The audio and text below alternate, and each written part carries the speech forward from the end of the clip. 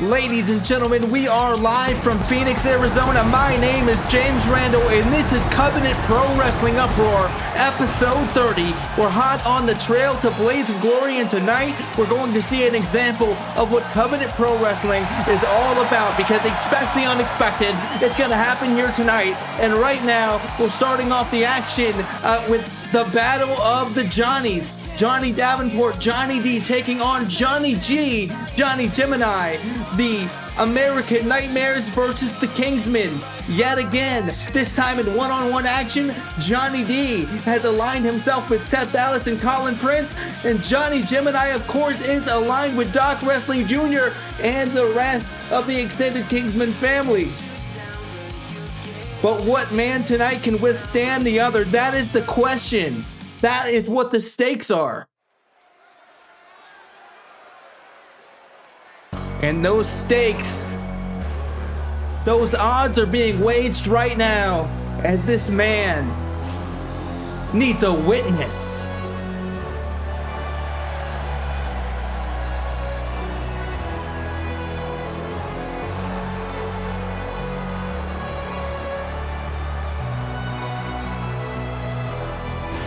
And ladies and gentlemen, if you're watching us for the first time, please witness that subscribe button on our YouTube channel and drop a comment down below to let us know what you enjoyed. As Johnny Gemini, former King of Genesis champion over in the other place, makes his way down to the ring, hoping to make short work of his nemesis tonight, Jonathan Davenport. Now, if you're going against the Demon of Youngstown, Ohio, Johnny Gemini is going to need a whole hell of a lot more than just a witness. He's going to need every ounce of energy he has. He's going to need every move in the playbook here to get the job done. And notably absent from the entrance here is Doc Wrestling Jr. Of course, Doc Wrestling Jr. has been taken out of action for this week with a mild concussion due to the 585 Lariat on behalf of Will Sheridan on the previous episode of Uproar. Lots of things are happening, lots of gears are turning, and we're about to get into gear in just a moment for this matchup.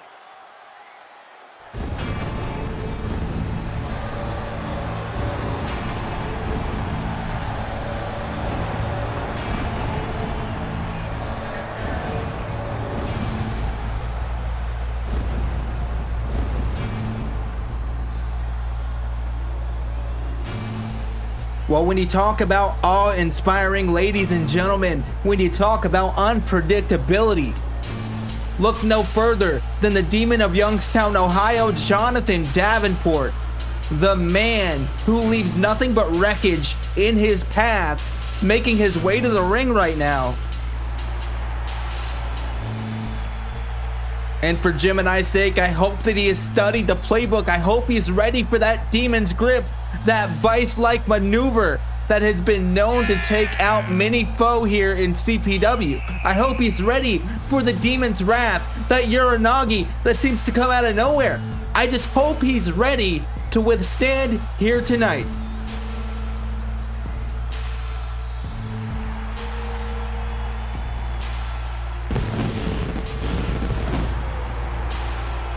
And that is a man I would not like to be on the bad side of. That is the man that I would not want to cross. But paths are crossing nonetheless as referee Leonard Seymour looks to officiate this action.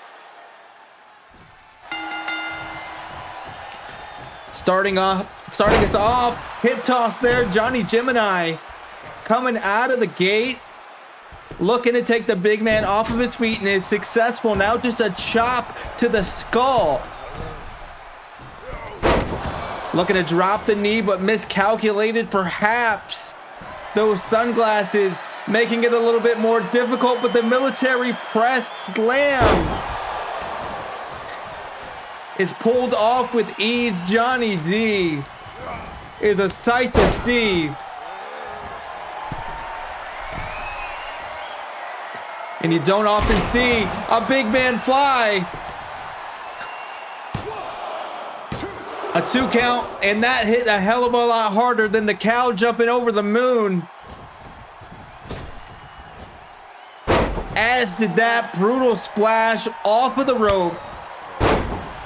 And Johnny Gemini looking to slow this down, looking to gain some of the momentum here. Johnny. Well, both Johnnies, I'm going to have to say Davenport, because I'm sure as hell not going to say D all night. Gemini going for that spin kick. Davenport able to avert it. And now hitting that knee right on target. Gemini finally getting the opening that he's been looking for all throughout this matchup in the early goings.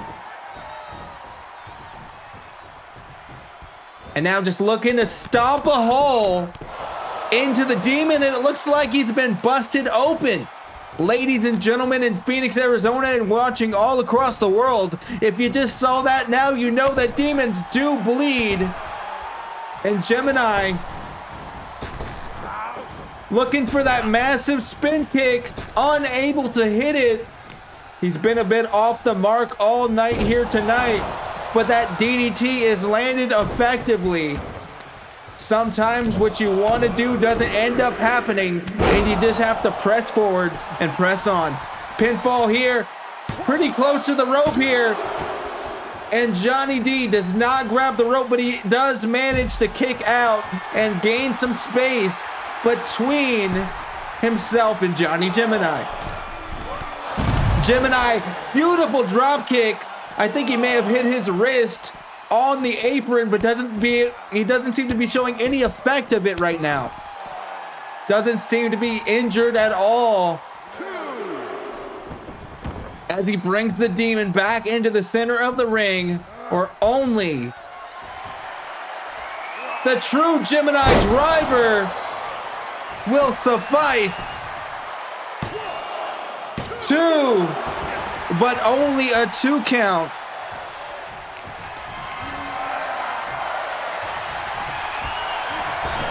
But now Johnny D backed against the wall, looking to gain some space here, looking to gain some momentum. Went for that spinning back fist, one of his trademark maneuvers, but Gemini wasn't able to hit it.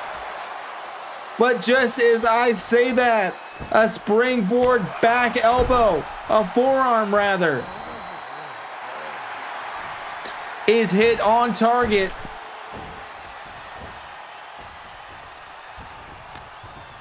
Now bringing things back to his pace. Another one of those hip tosses there.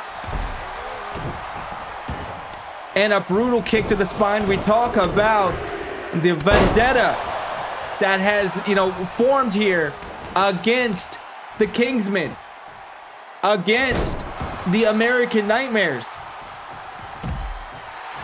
And between these two teams, between these two factions, between these two conglomerates, I guess you could say, I don't know who's going to come out on top, but coming out over the top, Johnny Gemini. Looking beautiful here.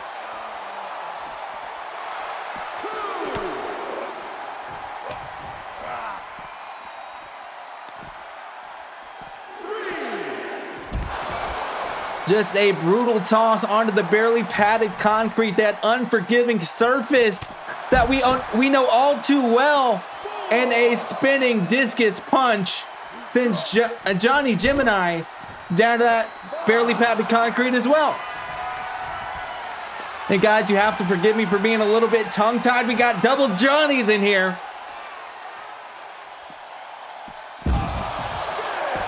As a military press slam may be having Johnny Gemini seeing double vision. And wait a minute. Tossed so hard into the barricade, he went into the crowd and back to Johnny D.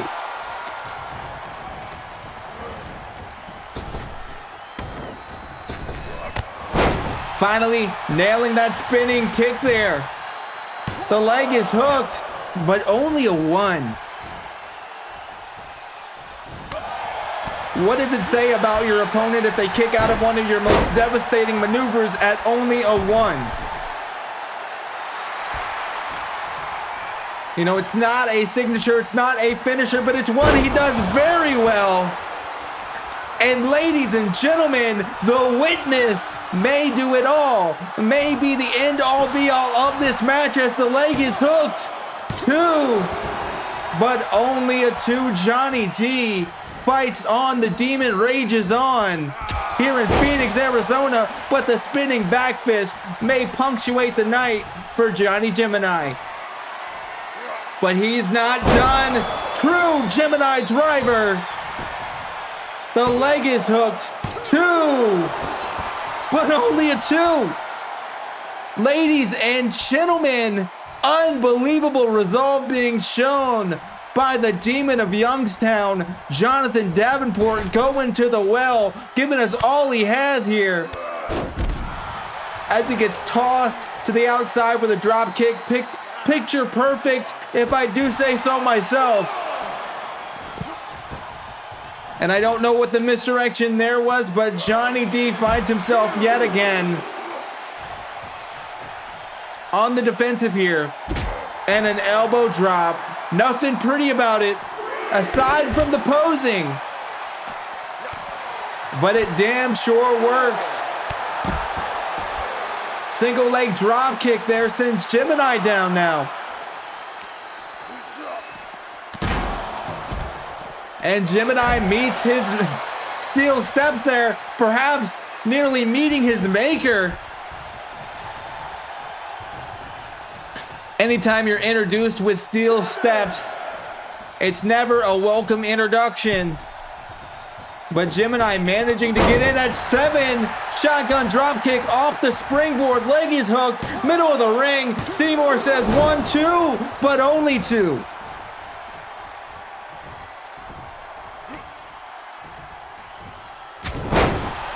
And now, ladies and gentlemen, you hear Johnny D grunting away, trying to muster some offense, some defense, some movement at all. But wait a minute. The elbow drop from the top. This could do it. But narrowly escapes as Gemini poised to end this one. Johnny saw it coming. And somehow, with the reserve that he has left, is able to showcase his strength. And ladies and gentlemen, the Demon's Grip, that maneuver that I warned everyone about earlier, locked in effectively. But Gemini fights his way out of it.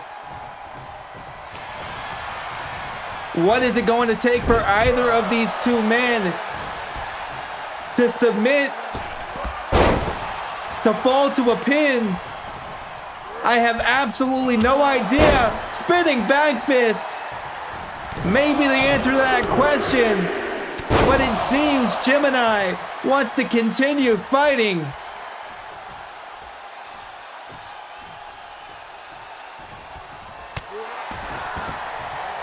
And now, nothing pretty about this. The war keeps raging. And a DDT on the outside. No love lost here between these two men.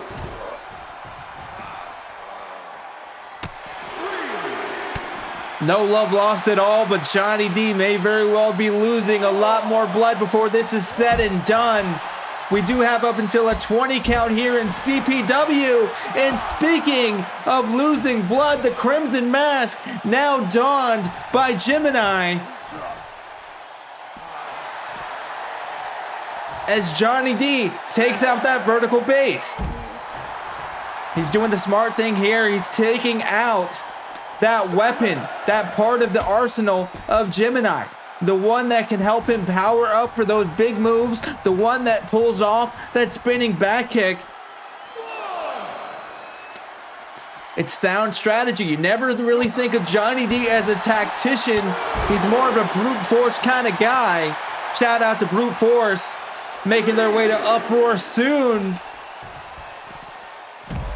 But another hip toss on the barely padded concrete seems to just anger the Demon.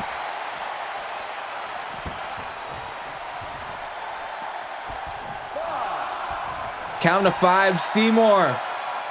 Incredible officiating thus far tonight. As Gemini, the true Gemini driver yet again, 2 and a 3. Ladies and gentlemen, that is gonna do it for this matchup here tonight. An incredible showing by both men, but only one man would witness victory. And that being said, I completely doubt that the story between the Kingsmen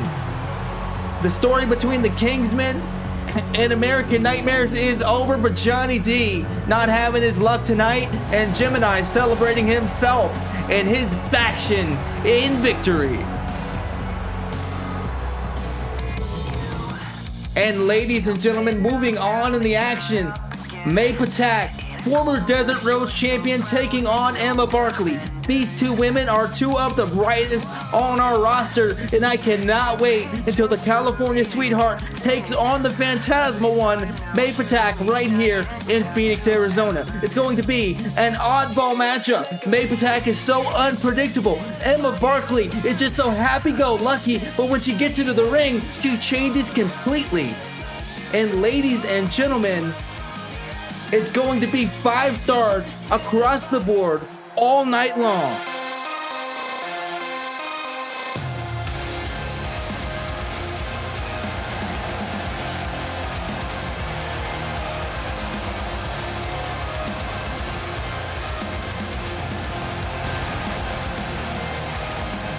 Emma Barkley riding her famous penny board down to the ring. Not all the way, of course, because she's got to do the laps. She's got to show herself to all of the fans here in the CPW arena, the Covenant Pro Wrestling Coliseum, as I like to call it.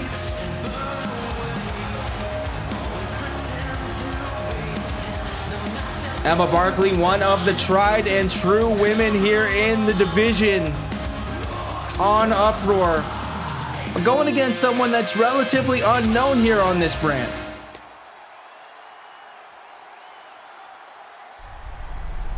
May Patak, some say she's spooky, some say she's creepy, some say she's otherworldly. And tonight, we'll see if the Phantasmal one lives up to all those claims.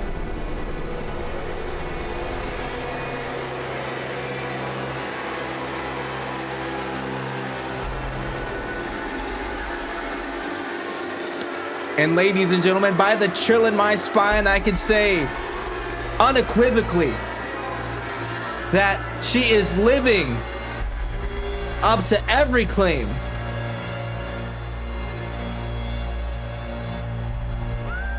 She is spooky, she is creepy,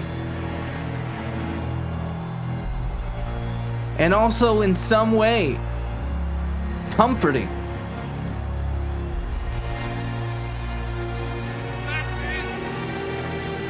There's a darkness to May Patak, but May has in recent weeks taken to only fighting people who she deems as evil. And something about that sense of justice, that sense of vengeance, is comforting, I will admit. But I do have to wonder, going head to head against Emma Barkley, someone who's universally loved, is that going to throw her off of her game? Is it going to be a deficit knowing that she's fighting someone that doesn't have an evil bone in her body? Well, that remains to be seen as the candle is expunged there. And this matchup is about to commence and become underway.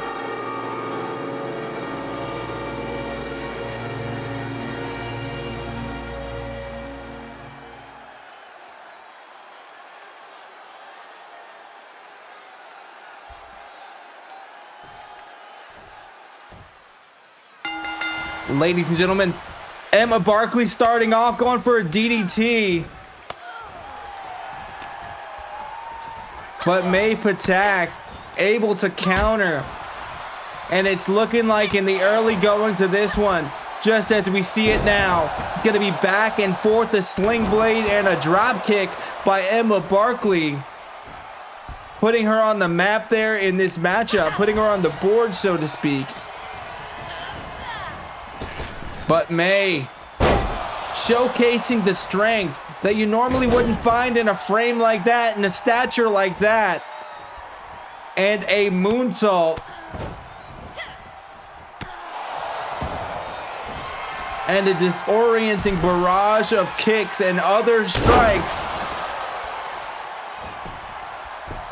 as she hooks the leg. 1, 2, and only a 2. Emma Barkley, we know, of course, has far more left in the tank on the usual basis than you would expect, but a roll up here. 1, and you're not going to catch her that easy. The California sweetheart said, California, in your dreams, I'm still in this one. The leg is hooked though, and only a 1 on her side as well.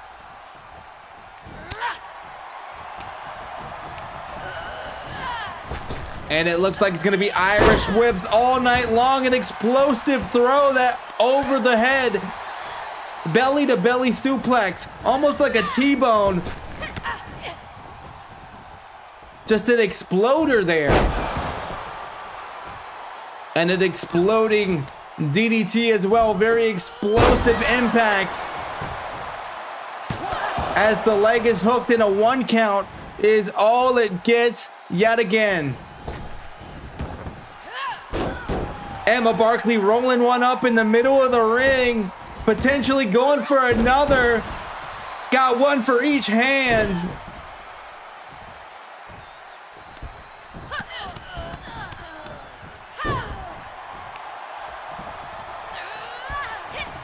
May Patak seems to be off balance here. Seems to be taken aback by the ferocity of Emma Barkley. Got her on the shoulder. This could be, wait a minute. Emma went for that California Dreamin' or that California Nightmare and wound up victim to a reverse DDT. But hold on a second. Hold on a second. The arm of Kwaitanu. I don't know if I'm pronouncing that correctly, but ladies and gentlemen, it got a goddamn 2 count.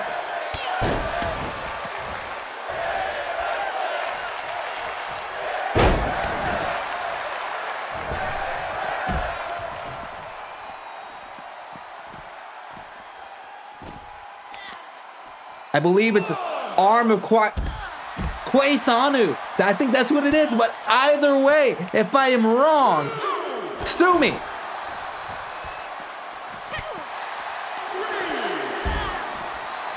Up to a 3 count here. Hip toss on the outside. That barely padded concrete being revisited in this matchup.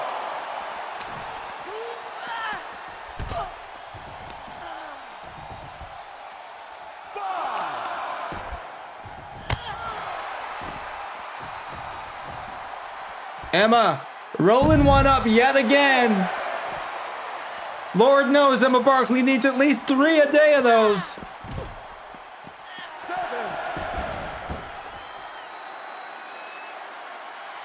As she finds her way back into the ring. Is this going to be a count-out victory here? Of course, we've got up until 20, but no, May Patak comes running back down the ramp and into the ring. The springboard forearm hit with effectiveness. The leg is hooked. A 2 count. And Emma going for a barrage of kicks, gets caught, and now a suplex, dropping her down to the canvas. And going for that arm yet again. The arm of Kwaitanu. The leg is hooked, but only 2. Crowd is screaming one more time. They cannot believe the strength of May Patak. As May continues to focus on the arm, focus on that extremity. All the joints in that arm are being abused here as she dives down. But Emma Barkley, off the elbow drop, rolls her up in desperation.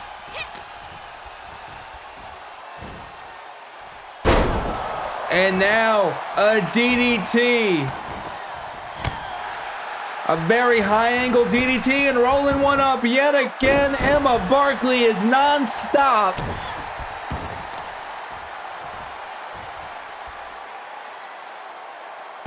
Does anyone smell smoke? Because Emma Barkley is on fire right now. California Dreamin' in the works, perhaps.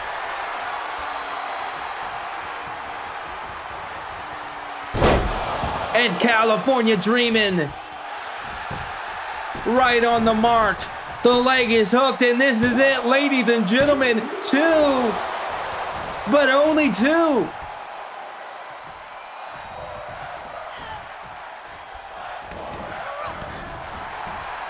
The sick and sadistic crowd in Phoenix, Arizona, screaming fight forever. They want to see these two women dismember each other. As a barrage of punches and another exploder suplex by Emma Barkley sends the former Desert Rose champion down to the canvas. And Emma Barkley looking for something big here, gesturing to May. And a crossbody, suicide crossbody through the ropes, ladies and gentlemen. Absolute abandoning of safety of rules. The Arizona Sports Commission is going to have a field day with this one, rolling it up yet again, Emma Barkley.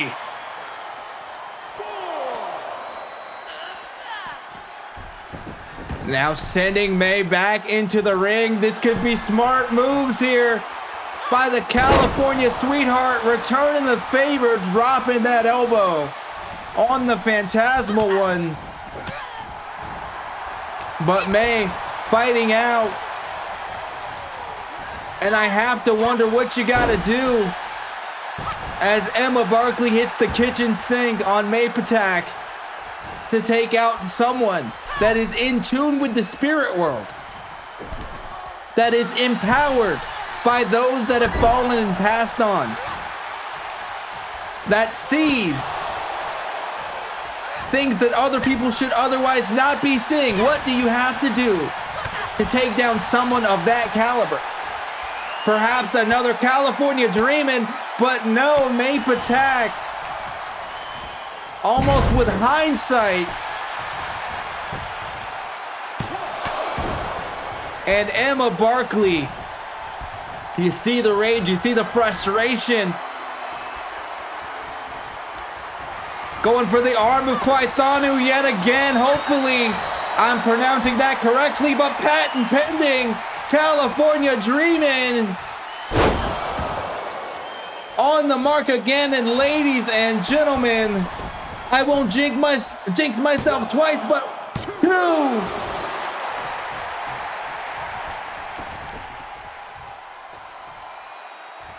It's almost like these two women want to make it hard to call solo comms here tonight. I think they've got it in for me. Hammerlock, back suplex.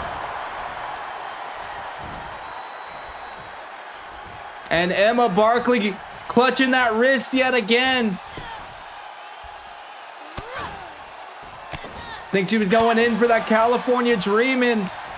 Tried to lock in a submission there instead.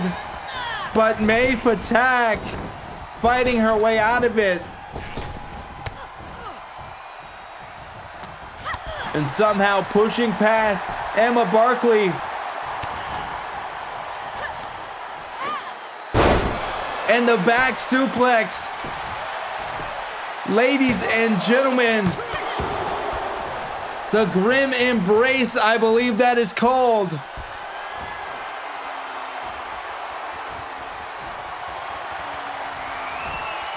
And now, that arm wrench suplex. the arm of Kwaithanu, and Emma Barkley continues to fight.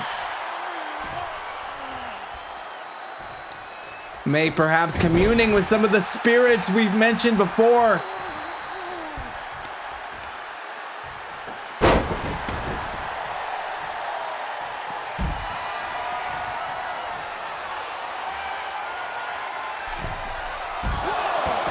But they sure as hell didn't tell her to watch out from that one.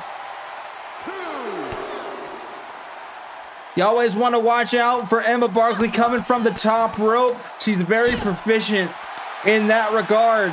And she's also a very proficient brawler. We've seen her go back and forth with all of the women here on the roster. And it seems that going head to head with May Patak is going to be no different for Emma Barkley. Taking a moment to gain a breather, perhaps content with a count-out victory. But May Patak finding her way back onto her shoeless feet. And a back suplex. As she rolls one up yet again.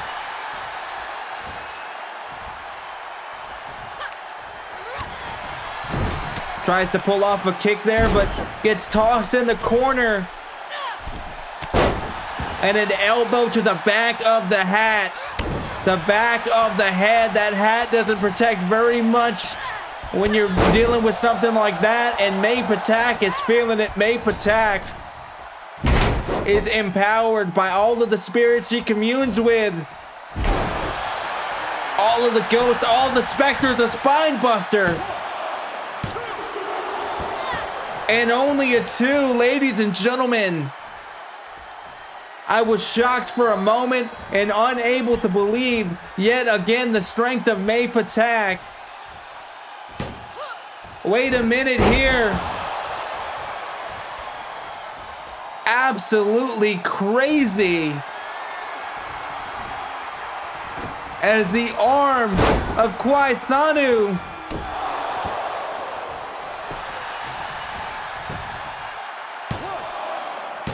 and that's gonna do it, ladies and gentlemen. May Patak is our winner here.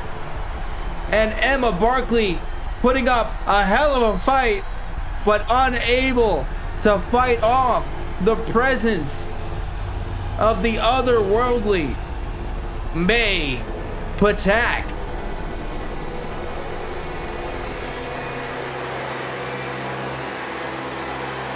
The seriousness, the focus in those eyes, unlike any other.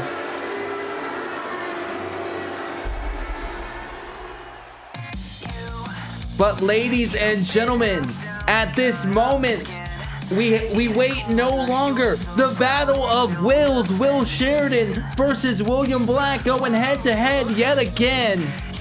And ladies and gentlemen, this is going to be an absolute brutal brawl. Will Sheridan, a former, world heavyweight champion here in Covenant Pro Wrestling. William Black is ready to be on that mantle, ready to be not only the Wolf of War, but the Wolf of CPW. And this is his chance.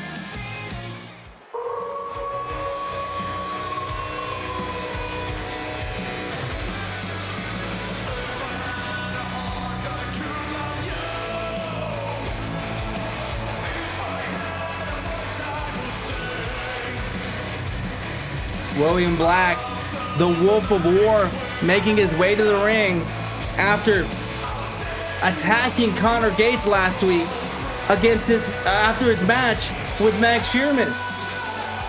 Connor Gates did come out with the victory in that matchup, but William Black attacked him immediately after and is still yet to answer exactly why he chose to do so.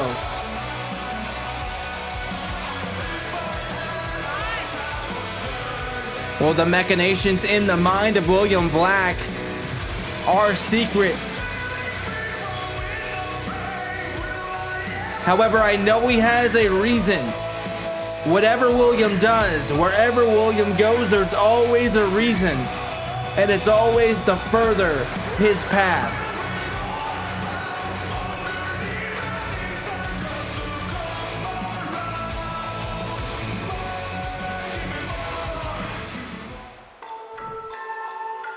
But ladies and gentlemen, you see it on your screen now. Carpe Omnia sees everything. The man known as the one true king, Will Sheridan, making his way out to the ring. And we talk about people that have problems with others on the roster. Look no further than Will Sheridan, the man who has the biggest chip on his shoulder in all of CPW. The man who wants to wage war against the Clark family dynasty, whether it's Alex, whether it's Jamie, whether it's Jacob, whether it's Michael Young, whether it's anybody that's associated with the Clarks. We see that, and it was evidenced on the last episode of Uproar when Will Sheridan used that 585 lariat to take out Doc Wrestling Jr. And, you know, coincidentally, that's why Doc isn't booked tonight. Will Sheridan is a dangerous man. Will Sheridan is some say heartless man, but he does love CPW Uproar. And that means one thing. He's gonna put his whole heart in this matchup and give you everything he has. Whether you view him to be heartless or not, Will Sheridan coming out of the gate with a drop kick and a corkscrew splash. William Black falling victim already to that leg hold, that knee bar.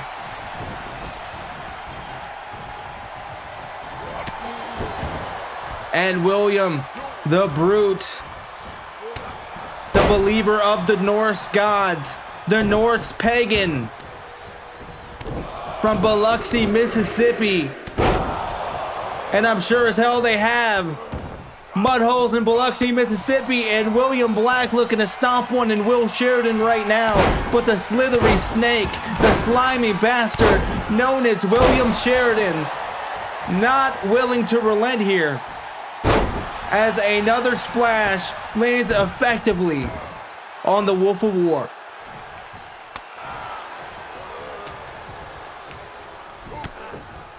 But William, known for his combination skills, known for his striking skills, taking down Will there, taking down Sheridan, but only a 1 count. You can question a lot of things about Will Sheridan. You can question his motives, but you can't question his resolve when it comes to getting in the ring and giving it his all.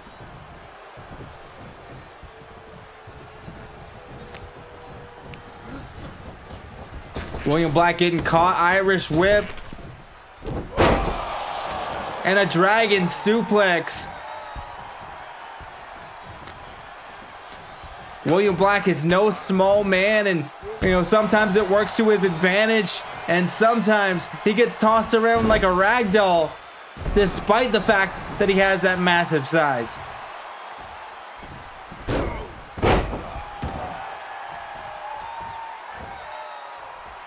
And Sheridan, not the biggest guy, not the quickest guy, not the most talented guy, but he's damn sure determined to nearly snap the neck of William Black. And wait a minute, 585 yet again. Almost a repeat of last week. As he goes up to the top, what's Will gonna do here? A frog splash. An ode to his time in Mexico. But William Black not even willing to stay down for the count of 1.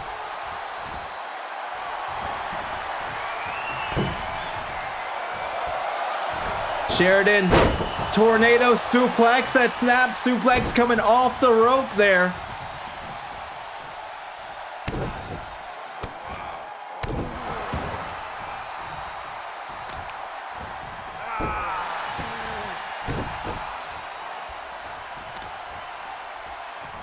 And all throughout this match, I'm wondering, is all of this, is everything that Will Sheridan is doing a shot at the Clarks? An example for the Clarks, that frog splash yet again. But only a 2. Ladies and gentlemen, you have to excuse me for being a little bit more relaxed during this matchup than in previous ones, as I am a thirsty little hoe here right now on commentary.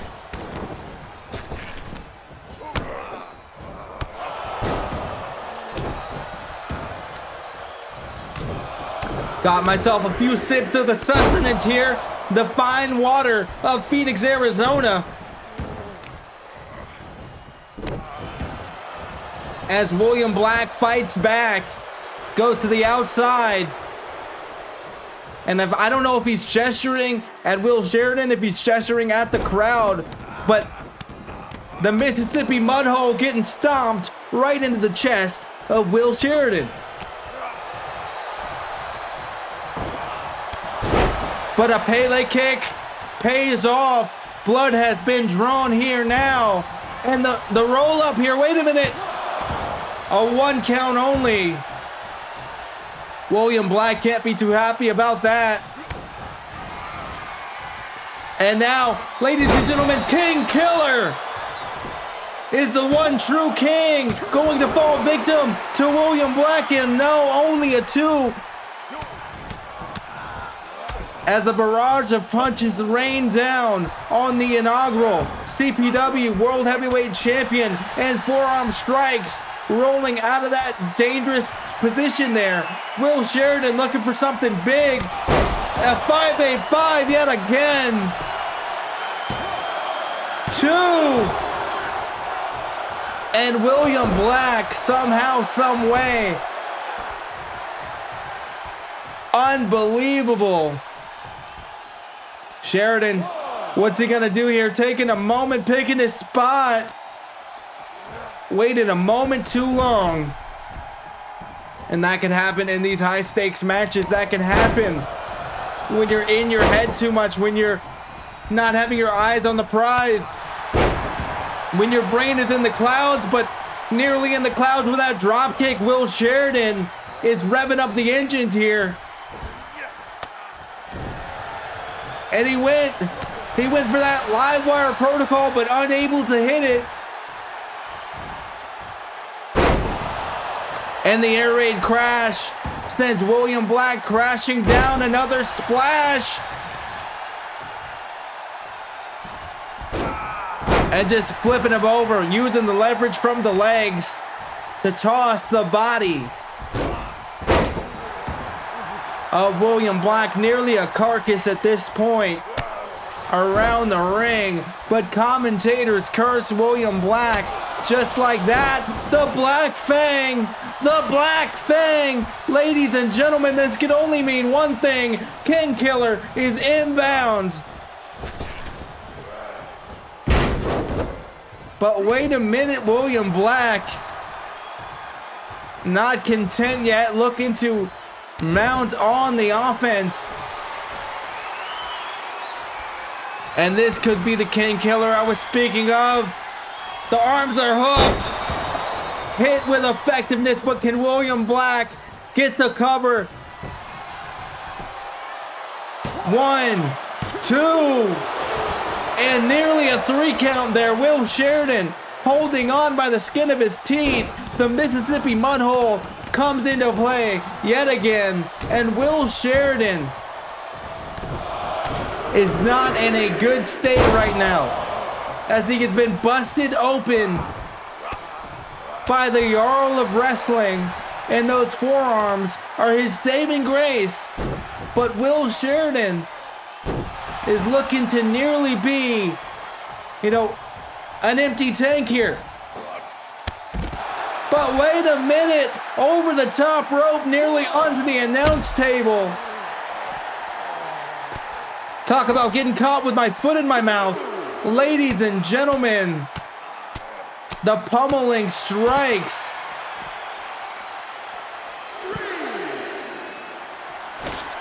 As Will Sheridan tears that fascia off of the announce table, that Uproar branding, and continues with those strikes.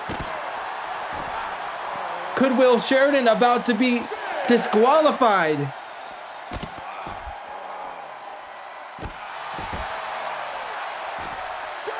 He could very well be about to be disqualified here if he chooses to do what I think he's gonna do. And William Black wisely taking the action back into the ring, but also taking another one of those 585 lariats.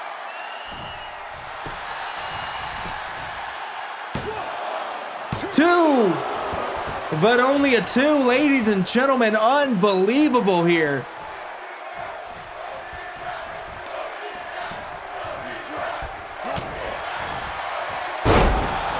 A sling blade, doesn't go for the drop kick as is the usual, but does go up to the middle rope. Goes for an elbow drop and misses. A little bit too much thought in that maneuver there. Not enough not enough oomph on it. A little bit too much hesitation rather.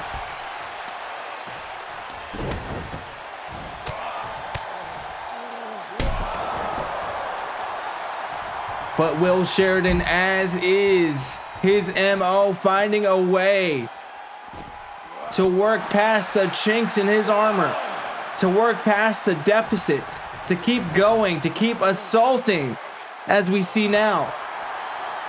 That extremity, that arm, whatever it takes to put his opponent out, he's going to target it.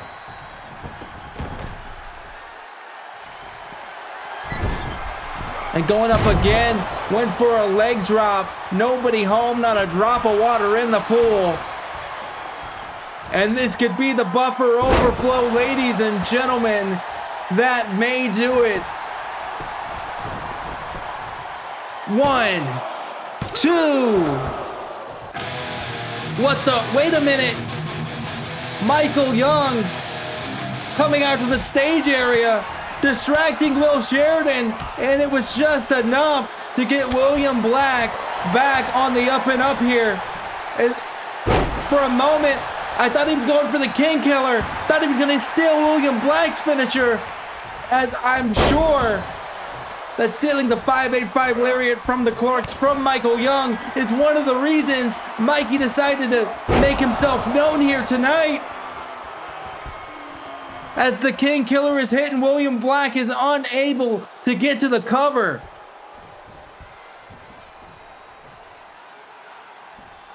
William finally getting into the pin. 2. But Sheridan, those vital moments of hesitation, those vital moments of William Black being unable to continue the assault, were the difference maker. But now the knees to the chest, and William Black finds himself in control. Striking combination.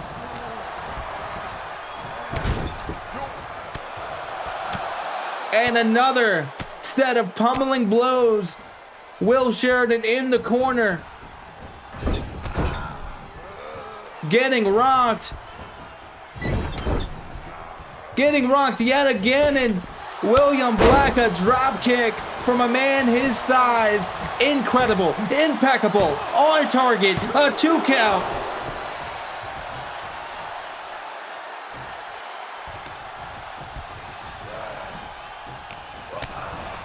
William Black going for something big there. I can feel it, but Will Sheridan also felt it. Irish whip, ducks under, and still manages to get hit by the Black Fang. Will Sheridan is out for the count. Blacked out here, 2. And somehow, Will Sheridan able to kick out, able to have the wherewithal to block what would have been another King Killer, I think. And going again for the live wire protocol. But William Black, that mass on his side, and nearly levitating out of the ring, the big man over the rope. And this has spilled to the outside. Ladies and gentlemen, referee Leonard Seymour at the count of 2. We do have until a count of 20, but only 6 minutes and change remain in this matchup. 6 minutes exactly now. Who is going to have the will to put this one away? Pun intended. As dropping him with a Black Fang yet again, William Black not content to go for the pin, whipping Sheridan into the corner. And wait a minute. This could be the setup for the move we know all too well. Ladies and gentlemen, Gods Among Us. Gods Among Us, and that has got to do with Will Sheridan. The distraction by Michael Young may have made the difference. The winner of this matchup, William Black, the Jarl of Wrestling, the Wolf of War.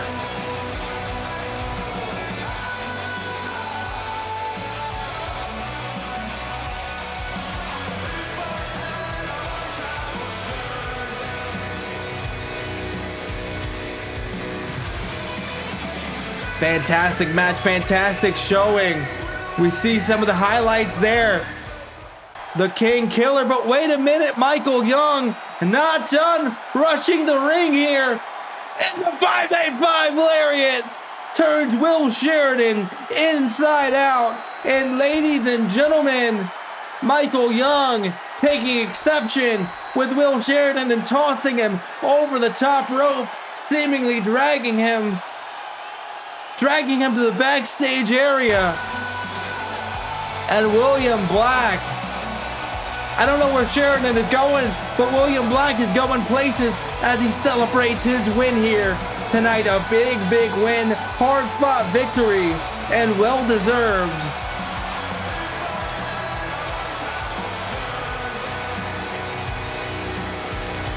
Look here at the Phoenix, Arizona crowd, but wait a minute!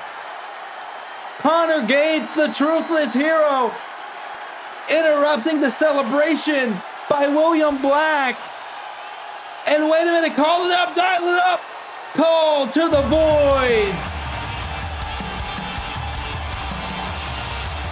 Making a statement, repaying the favor to the displeasure of William Black. But right now, ladies and gentlemen, we are moving on in the action. The Boss Woman, known as Hisano, taking on the Neon Panther, the Time Bender, known as Callie Kaplan. I cannot wait. This is going to be top tier women's action, has been the case all night long, and it's going to continue here with this matchup.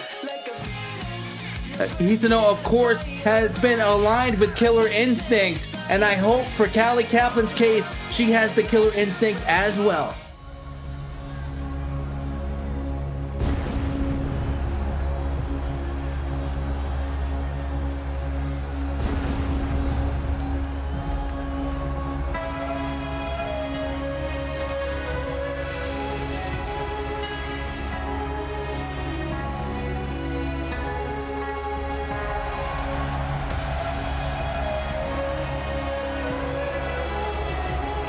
Hisano, the Yakuza's #1 hit, making her way to the ring. A force to be reckoned with. Someone who was forged in combat with the Yakuza. Someone from a very early age, trained in the ways of war. Make no mistake, Hisano is a weapon.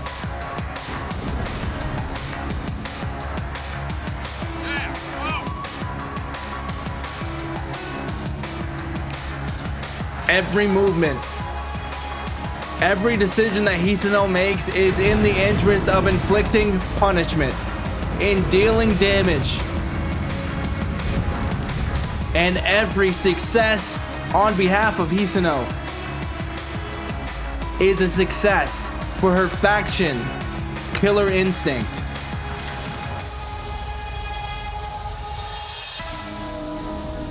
Of course, her and former women's champion Belle Florent forming that faction, forming that team.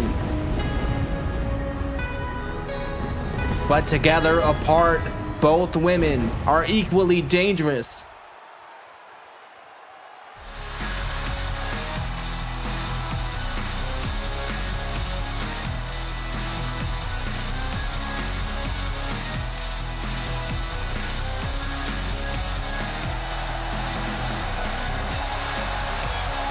Well, when you speak of danger, you don't often think of Callie Kaplan. However, it would be a dangerous mistake to sell this woman short. Callie Kaplan, the Neon Panther, she is fun-loving. She is a little bit of an oddball. She's, off the course, so to speak, as is normal for a traditional woman superstar here in CPW. But she gets the job done. She's fun-loving. She is completely eccentric. But we love her all the same. And it's gotten the job done more than once. And we're happy to have her back here in the Covenant Pro Wrestling Coliseum.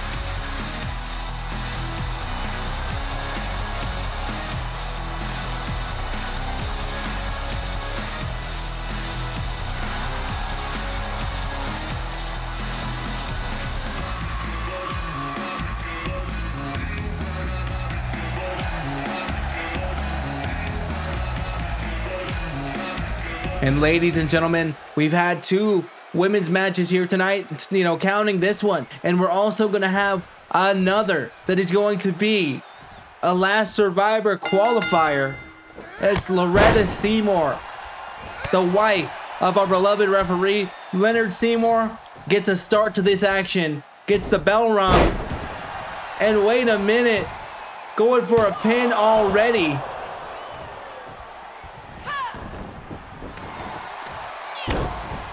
But a rolling stunner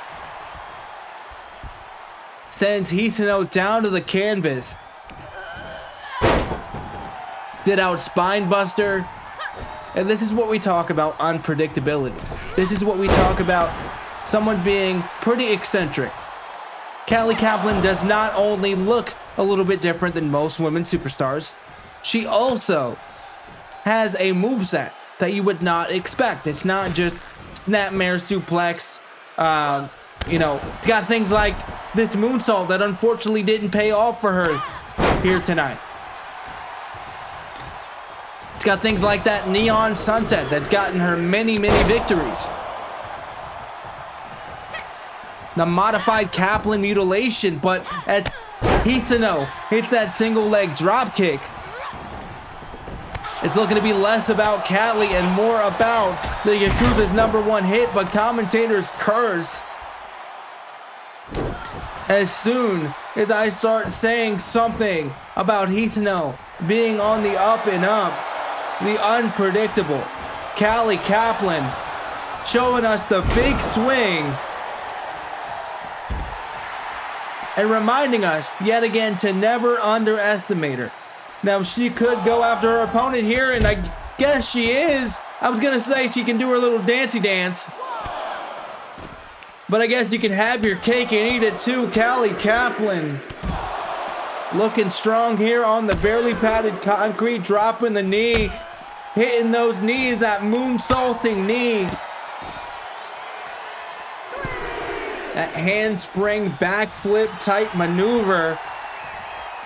I'm no athlete, so I wouldn't be able to tell you what the hell it's called, but it worked. And the scissor kick, chopping down on the neck and shoulder region. But wait a minute, what the hell? Suplex into a power bomb, packaging her up, send her off like Amazon, but only a 2.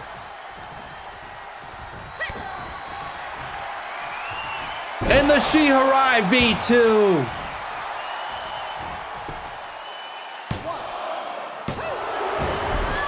But only a 2. The Shiharai V2 only got Hisano a 2 count there. I guess the name was aptly chosen, as Callie Kaplan narrowly averts the danger here. And now just working on the face of the boss woman.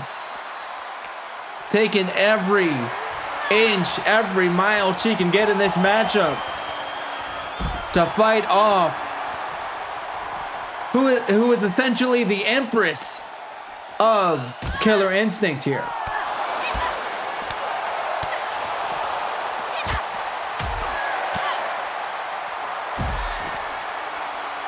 But wait a minute. Sharpshooter on the outside. Submissions won't count here, but it'll damn sure hurt. Callie Kaplan showing some of that killer instinct of her own as the lumbar region and the legs of Hisano as she went for the hit.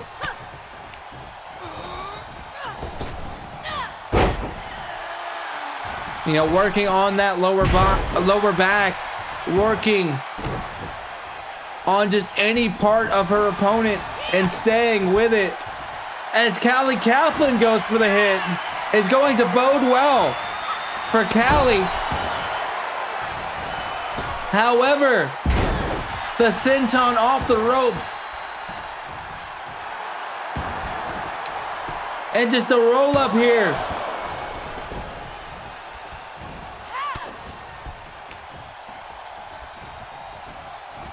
Callie taking Hisano over to the ropes. What she got planned? I think she was going for something, couldn't quite get the grip. Hisano able to eke by, squeeze by. A suplex there. Going for a double. Is she going for a triple here? The Three Amigos by Callie Kaplan. The leg is hooked. Loretta Seymour in position, but only a one. Callie, we see her shifting her stances. We see her trying to pick her spot. And regardless, Hisano able to find a moment, find an opening to get back on the up and up here. The powerful legs raining down in bunches here. And now using the environment to her advantage. Works so nice, she'll do it twice.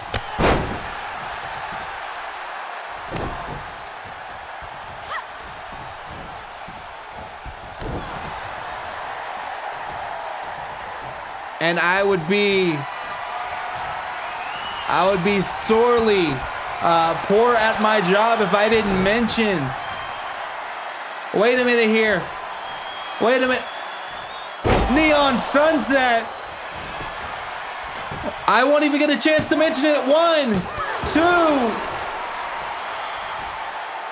But ladies and gentlemen, I would be remiss to not mention the voice, the presence that was heard as the single leg Boston Crab hit effectively, locked in effectively.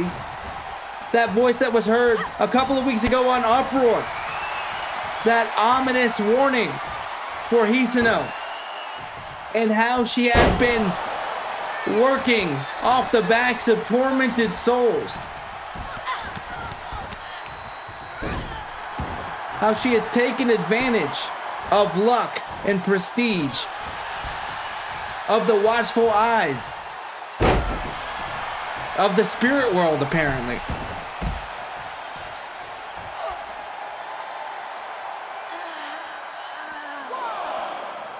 Hisano called from the abyss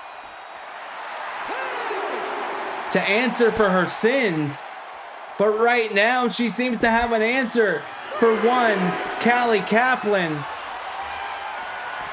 Power slam on the outside.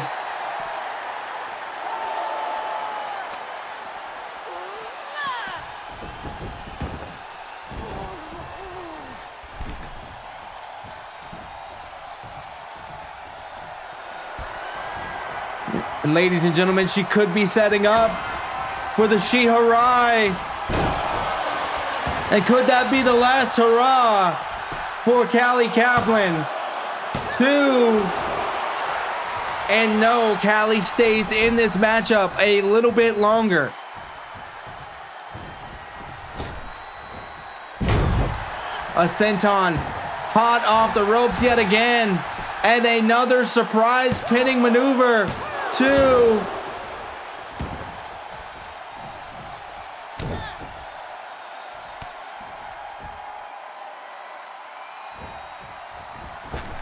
Going again for this moonsault. Will she hit it this time? hit beautifully. Hisano no longer had an answer for it. Didn't get the knees up this time. And that just goes with being winded, being tired, going this far into a matchup. Gut wrench powerbomb here. And a knee there, reminiscent of Hisano's very own hit. Kelly again driving those knees into the midsection. And a forearm to the back of the skull.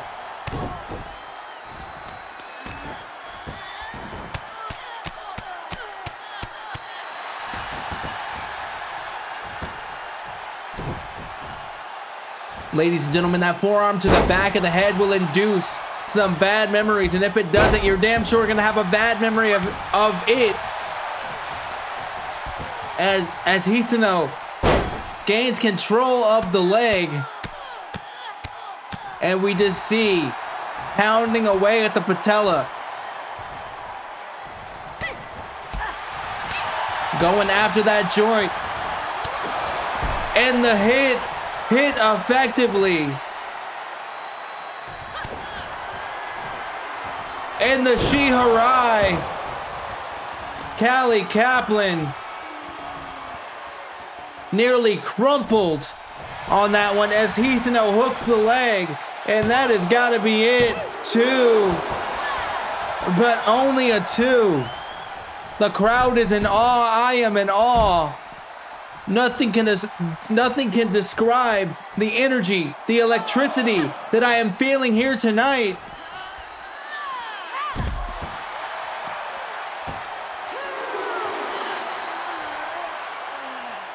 And Hisano, we see her rallying herself on through this matchup.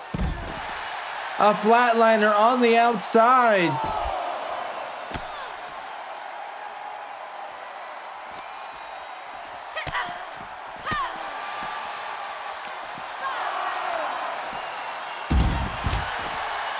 And an arm trap belly to belly suplex. The ability to be so technical in such a, make or break situation here. Just like that, the bridge, the pin. But only a 2. And I believe, wait a minute. The knee out of nowhere. I believe that Callie Kaplan was going to be going for that neon sunset. I believed that Hisano had got the better of it, but I was wrong. Because Callie Kaplan effective right on the mark with that knee to the face. Single leg dropkick off the middle rope. The Neon Panther is shining bright right now.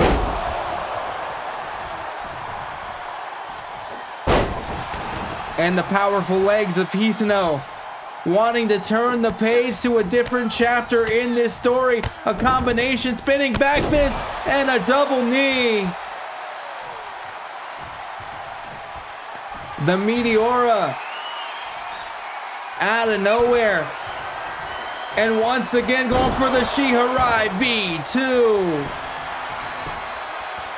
1, 2. But only a 2. These two women are pulling out all the stops. And the frustration is mounting.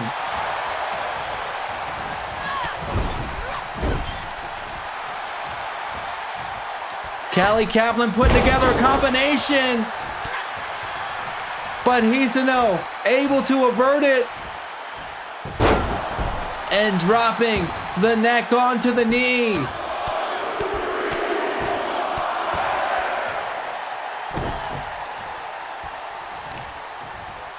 Hisano, gut wrench powerbomb. Returns the favor with the hit. Saying this is all over. She says, you can make the crowd count, so can I.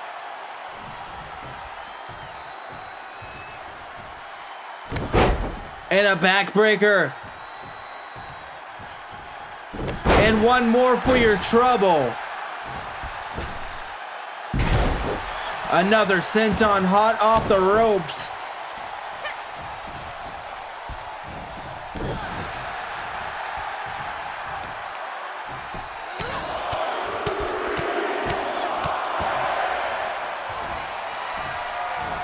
Well, the crowd learning their maths here tonight.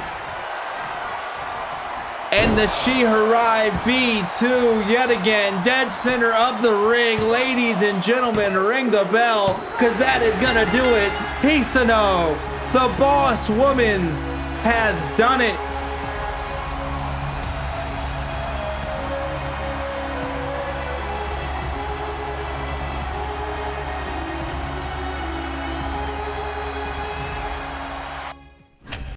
God damn it, bitch. Where am I? You want to take me down? You want to see the Yakuza crumble so bad? Well, come and take a shot, I dare you. So much anger. Up to what end would justify this? An obsession with breaking others to satiate a dark heart, or to fill the holes of a wounded one. I'm angry because I just got teleported into an empty arena. I think that at least justifies knocking you out. You still speak of them well. You revere them, yet they abandoned you, left you to rot, drove you out of your home.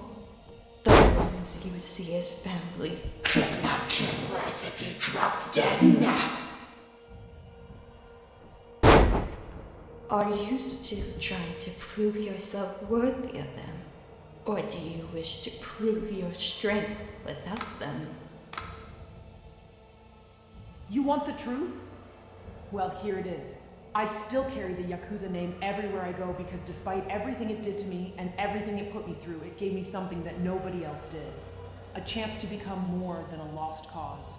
I was nothing. The Yakuza made me something. They gave me a chance to prove that I'm more than a statistic and more than a representation of the hellhole I grew up in. So I still owe it to them to make them mean something over here like they did with me. You power on because of your anger and your pain. But take that away, and what would we have left of you, Hisano Sakaguchi?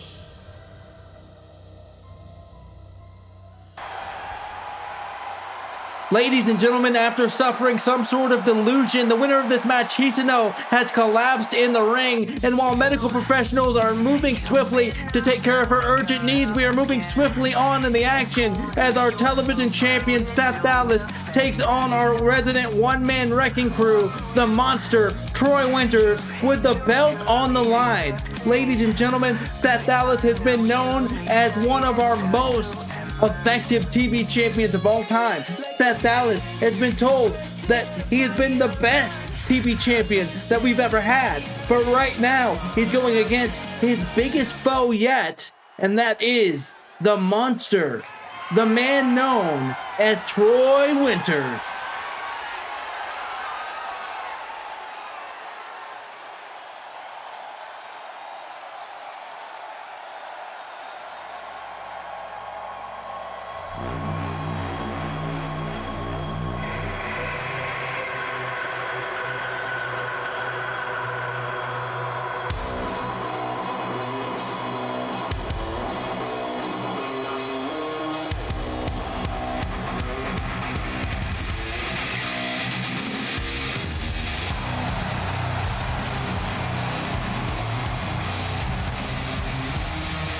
Troy Winters, 53 years old, built like a bus, and not looking to pump the brakes anytime soon.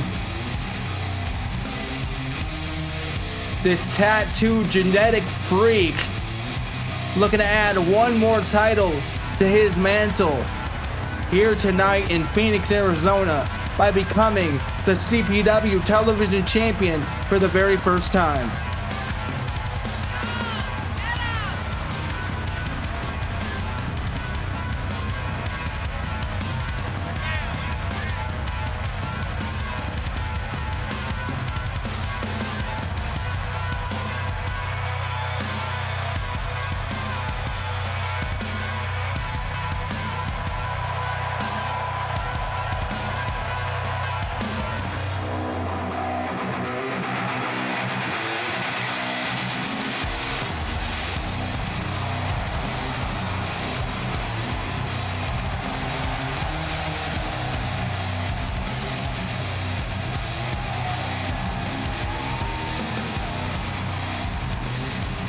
Troy Winters, an imposing force here.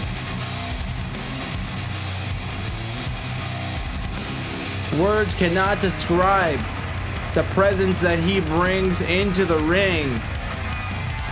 And ladies and gentlemen, this may be the toughest test for Seth Dallas that he has seen so far.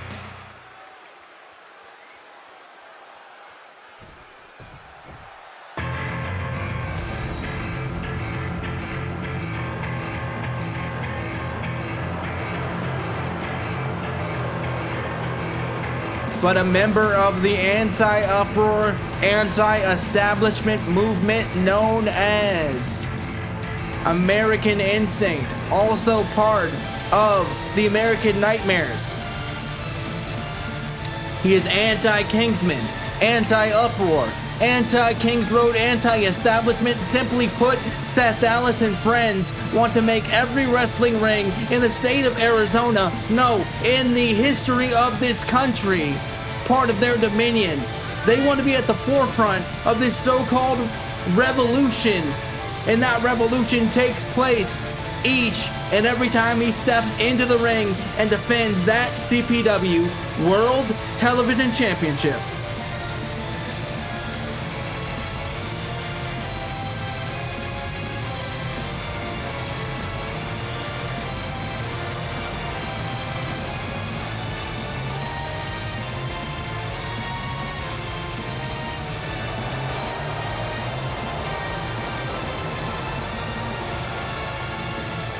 Seth Dallas proud of that gold, proud of that championship, proud of his affiliations.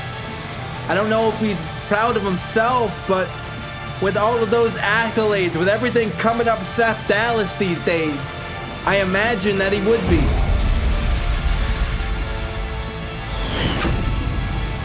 And that is what it's all about. And I do want to apologize on behalf of the production team, on behalf rather, of the Titantrons having some glitches here tonight. It's a known issue that we're getting to the bottom of, but right now it's not about any of that.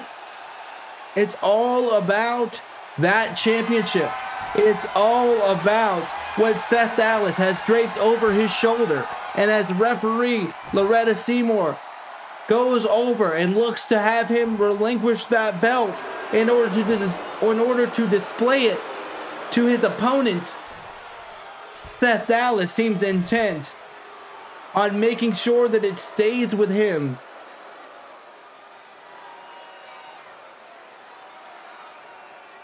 Finally, allowing Loretta Seymour to do her job, and Troy Winters looking down at one of the biggest prizes in CPW, and one of the biggest prizes in the whole state of Arizona, as we're broadcast on the PHX Sports Network.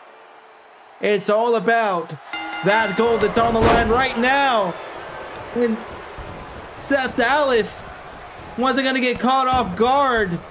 Troy Winters came at him like a freaking Mack truck and got taken down like a sack of potatoes.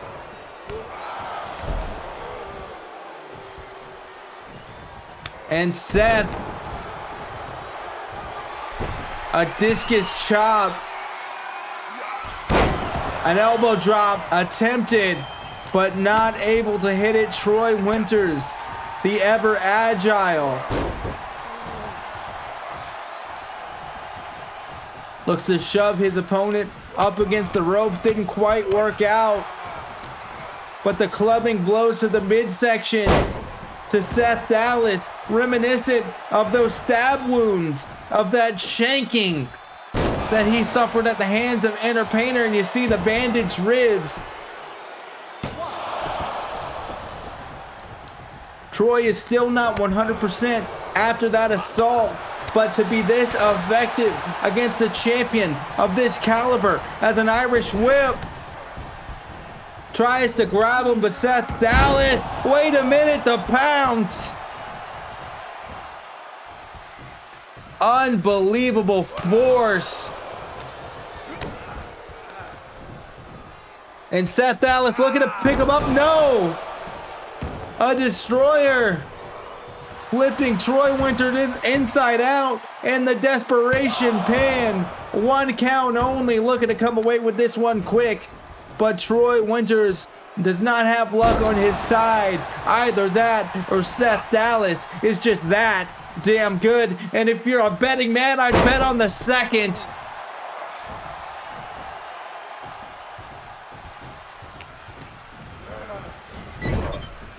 And ladies and gentlemen, Troy Winters has the champion reeling. Tree of Woe position in the corner. We talk about the age of Troy Winters. We talk about how he's been around, how he retired and how he came back, how he didn't have his fill of carnage. And it seems tonight that he's evident in showing us that he has not had his fill in championships. Coming around the long way. Grabbing the champion. But those extra moments, that wasted motion, puts the momentum back on the, case of Seth Dallas, back in the corner of Seth Dallas.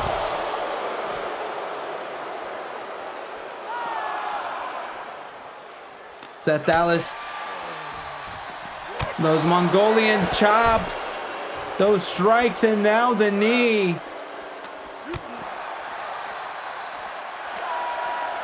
And he's really adept at just adapting to just about any opponent. Seth Dallas, you wouldn't think that he could go toe-to-toe with someone as big. Wait a minute.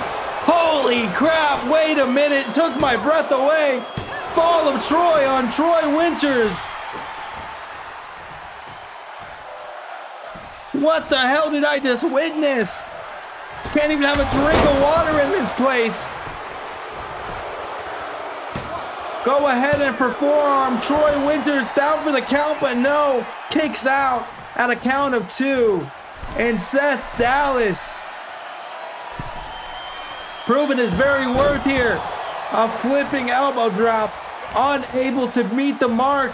And now the back and forth continues. And a knee to the ribs.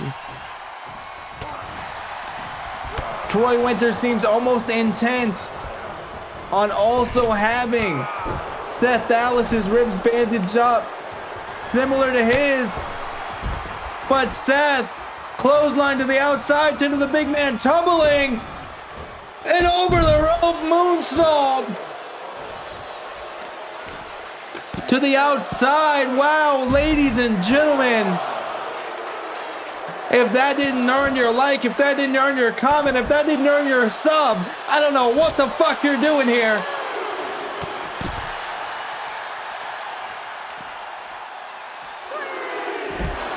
As a Uranagi on the outside, the champion has been down but not out.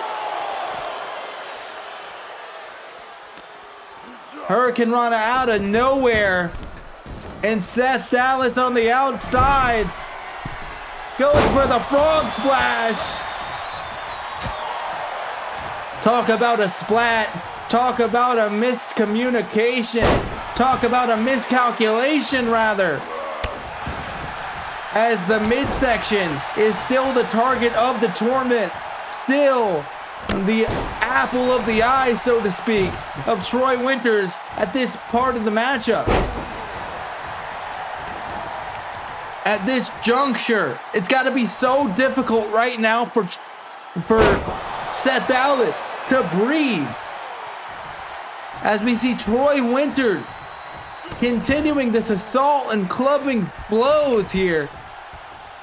And another.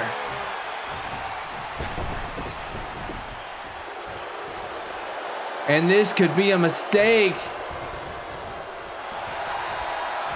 But wait a minute. Unconcerned, unfazed by the potential of the champion to take advantage of his, I guess, gesturing, of his posturing. Troy Winters now finds himself in a world of hurt.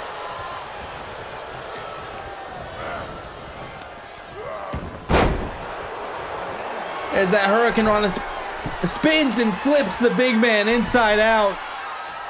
And speaking of flipping inside out, goddamn dropping the elbow. Can't even catch my breath here.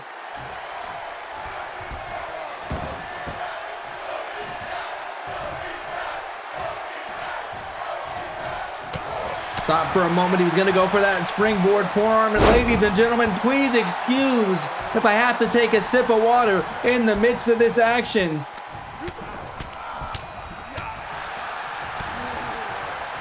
It's Troy Winters, the fall of Troy.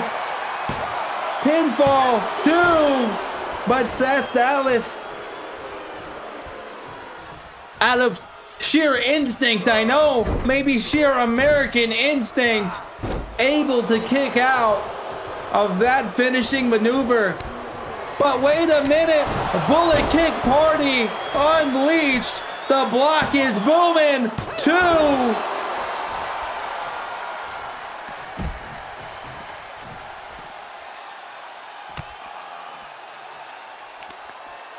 And ladies and gentlemen, spilling out to the outside yet again.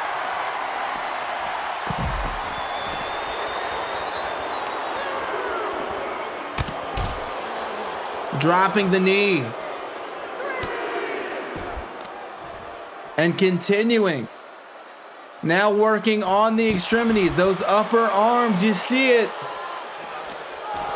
That'll dislocate a shoulder. That'll hyperextend an elbow. That'll take every joint in your arm and cause some sort of damage to it.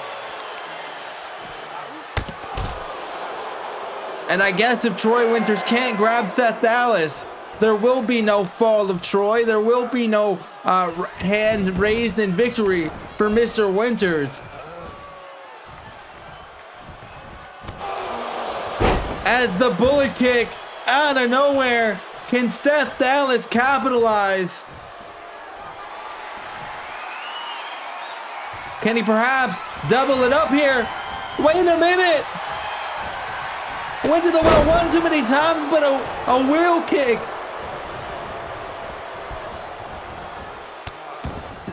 Seth Dallas. Unbelievable. Thought he was in a bad state there, but now another flipping elbow drop landed with authority, and Loretta Seymour doing her due diligence here, calling the rope break.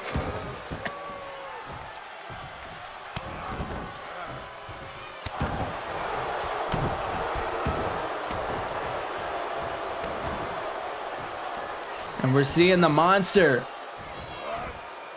nearly reduced to a pile of rubble himself. Wait a minute. Destroyer. Nothing about Canada there. All American. Destroyer off the middle rope. Only got a 2 count, and Seth Dallas is furious here.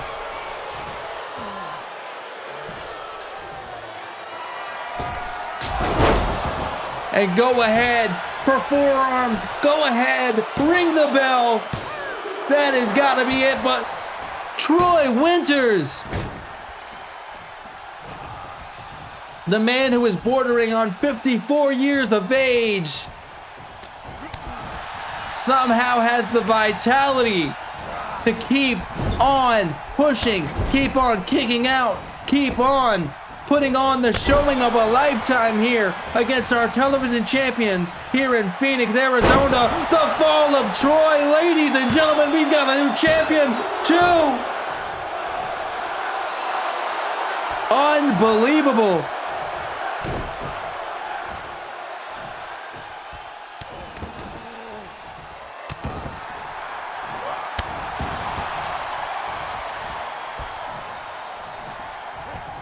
Absolutely unbelievable. Seth Dallas chopping away. They don't call him a chopper for no damn reason. And a bullet kick. That could do it, ladies and gentlemen. If he could just crawl over, if he could hook the leg, this could be it. But not content. Seth Dallas, go ahead and forearm. Go ahead and ring the bell. Said it once, I'll say it again, and that's a 3 count. The champion retains. The champion retains. Seth Dallas is our winner and still our television champion here tonight.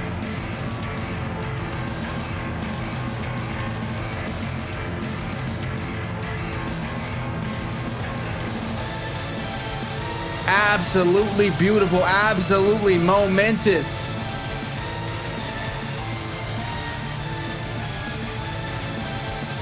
Wait a minute. Seth Dallas getting a little bit too close for my taste to referee Loretta Seymour. But I'm hearing, ladies and gentlemen, there's some kind of disturbance in the backstage area. And as soon as we can get over there, we're going to take you right to it.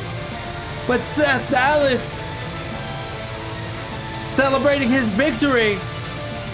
And somebody get a damn camera over there. What the hell? Production, do your damn jobs. And now we finally see it. Selena Adams and Cammy B have been going at it in the backstage area, brought it out to the parking garage. And Selena and Cammy apparently have been going at it for several minutes here. But Cammy B now finally gaining some of the momentum here, using that car, whoever sedan that could be. You might have a sedan after this one. The CPW Women's Champions got Selena Adams over the shoulder. Holy shit! Selena Adams could need medical attention. Send somebody over there right now. But right now we're going to have Morgan Sharp, the last Renegade, the last Gunslinger, the Blazing Renegade rather, taking on the EXO, known as Pinkish. And ladies and gentlemen, this matchup comes after Pinkish tried to attack Diego Ryan with a chair last week, only to be thwarted by Morgan Sharp. And now I guess Morgan is ready to go toe-to-toe with the EXO right here tonight.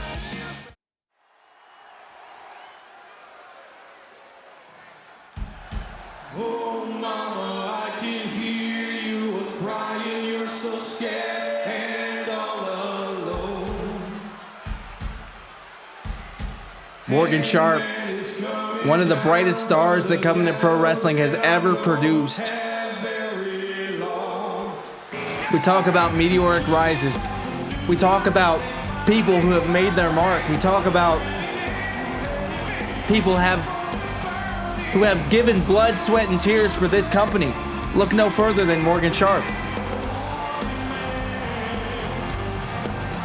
You know, the rise that Morgan Sharp has had, his singles run, it speaks to me as a shining example of what can be done here in CPW with a little bit of luck, a little bit of preparation, and a whole lot of skill.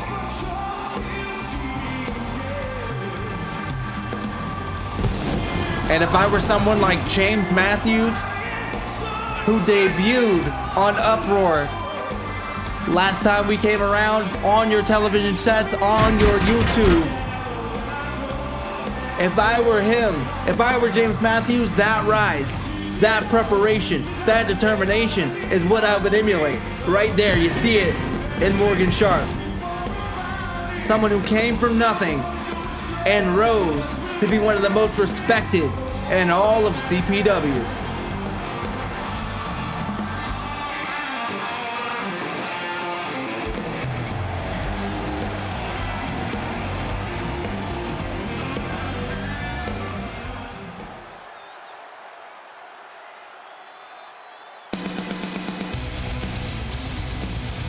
But talk about someone that has allowed the tides to turn.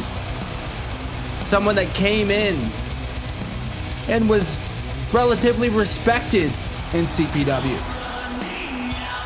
Talk about someone whose colors have run, or his true colors have shown. Pinkish, the man who likened himself to a coyote, is showing recently that it is exactly what he is.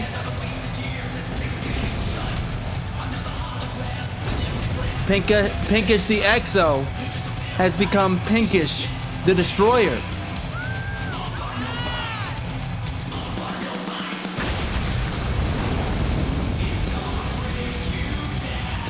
We saw that last week as he was able, or last Uproar rather, as he was able to defeat Diego Ryan. Will he be able to defeat his Blazing Renegades compatriot, Morgan Sharp? Or will Morgan Sharp get the just desserts on the Exo known as Pinkish?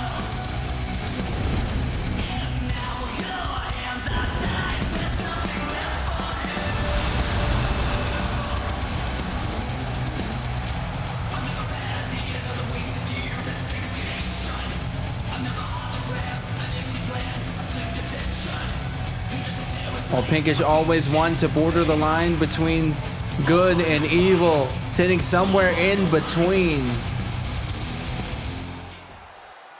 I imagine he's going to give Morgan Sharp a hell of a lot to deal with tonight. He's going to be a handful here tonight. And speaking of hands, Morgan Sharp better look out for that fist of havoc as Pinkish rushes in and gets caught off guard by Morgan. And that's that preparation we talk about with Morgan Sharp. Always looking for the next maneuver. And even that springboard clothesline struggled to take him off his feet. And Morgan Sharp goes for a lariat. But Pinkish, programming must be pretty damn good. The double foot stomp all the way from the top rope. The leg is hooked. And ladies and gentlemen, I was gonna say upset of the century. You know, Pinkish didn't have the greatest entrance or exit in the Final Countdown Battle Royal recently. He was out in record time, and it looks like he wants to bring Morgan Sharp out in record time in this matchup here tonight. That turning Uranagi almost chokeslam as the corkscrew splash. The tornado hits on the outside.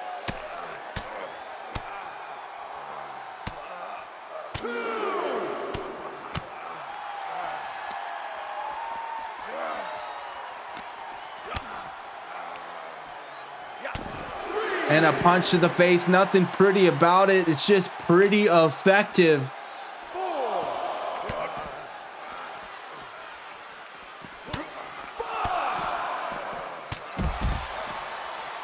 And a spinning fist of his own. Morgan Sharp using that momentum to take down the Exo. Now, when we're talking about facing someone like Pinkish, someone that has augmented peripherals, so to speak, he's a bit heavier. He's a bit harder to knock down. It takes a little bit of extra oomph to do anything to the Exo known as Pinkish. And that Pele kick is an example of what you have to do to take someone like Pinkish down. The Falcon Arrow.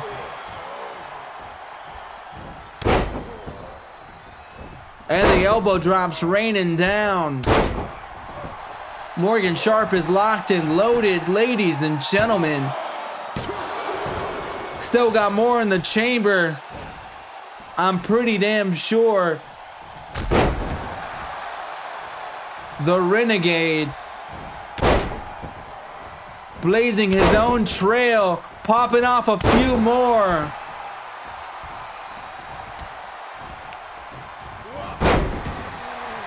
That was 5. I think he's got at least one more left. But wait a minute. Pinkish perhaps was going for that Sunset Thunder Crash. Morgan Sharp saw the need to avert it. Morgan went for a power bomb, it looks like, but a big back body drop and a pinfall had other plans. Wait a minute here. High noon on Morgan Sharp. Ultimate insult here. Stealing your opponent's finishing move.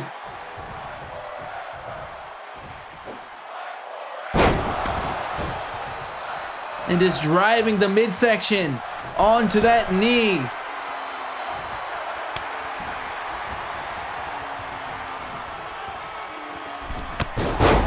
And a flipping shotgun drop kick, unlike anything we normally see.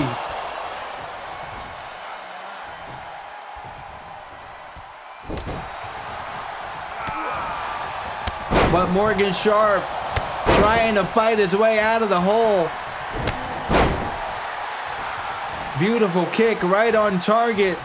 Morgan. The bullseye. That has got to do it. But no. No, because Pinkish says so.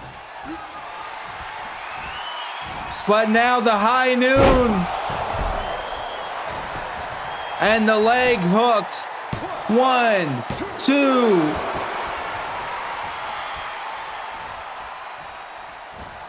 Morgan Sharp frustrated visibly. Surely he's, not quite sure what he's got to do to put Pinkish down. Stomping the mud hole into Pinkish. Reverberating leg strike stomps there down on the chest. And now on the top rope, Morgan Sharp in dangerous territory. High risk, high reward. Dropping the purple Pinkish son of a bitch down to the barely padded concrete. And ladies and gentlemen, ignore my language here tonight. This is what I sound like when I run out of the fresh spring water from here in Arizona. I get a little antsy. I get a little risque. And ladies and gentlemen, driving the knees. Pinkish getting a little creative on Morgan Sharp. As he drives him down to the canvas, hooks the leg, but only a 1. Well, the Renegade will not do what you tell him. And by that I mean he will not relent to someone the likes of Pinkish without a whole hell of a lot more being done to him to make that so.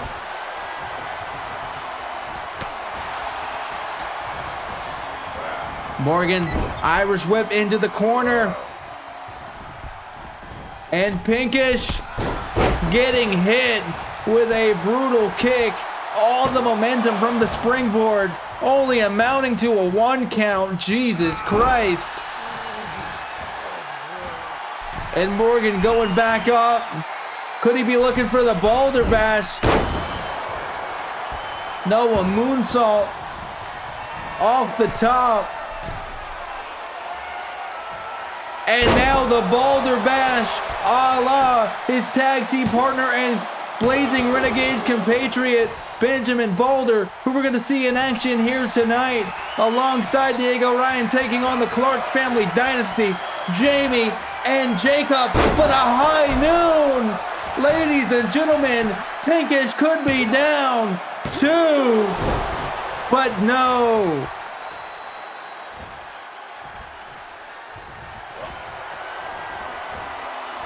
And it looks like we're going to see a little bit of New Japan flavor. Put a little spice on it. So nice, do it twice. 2. But the same result. They say the definition of madness is doing the same thing over and over again and expecting a different result. But I think the next time Morgan Sharp hits that maneuver, it's over. It's done for.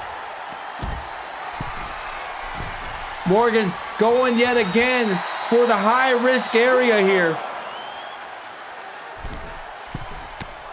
And a Meteora, the double knees from the top rope, driving the EXO down to the barely padded concrete.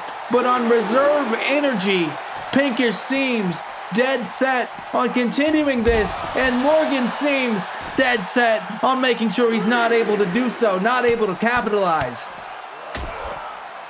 And now we see the red alert. Those delicate components in Pinkish's EXO body flashing red.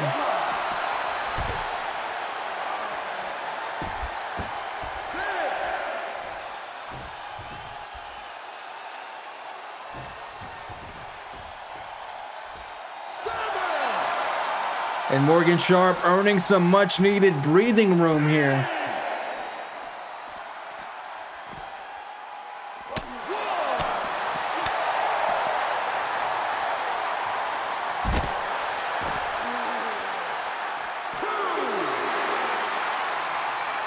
But now we see Pinkish in control on the outside, mounting his opponent Morgan Sharp, feeling the brunt of the force here.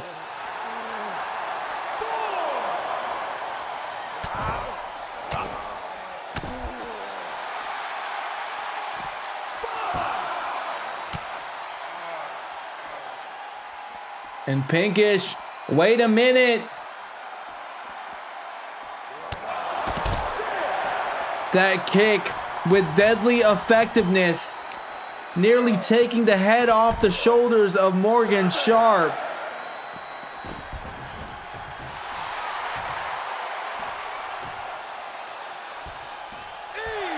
And proud of the carnage he has inflicted, showing the people a little something that very few want to see.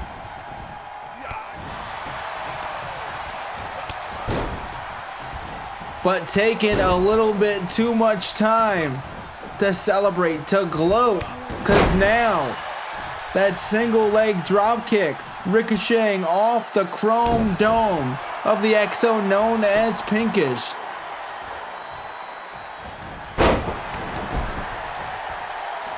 Rather, the anodized dome of the EXO known as Pinkish, that purple pinkish coloring as he is so known for. But sweeping the leg, Morgan Sharp dropping a leg, nearly decapitating Pinkish there. Oh my God, 2, 3, and it's over. The last gunslinger was locked, stocked, and loaded.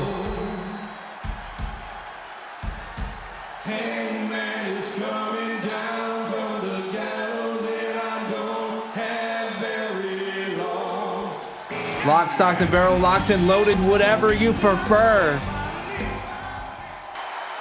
But wait a minute.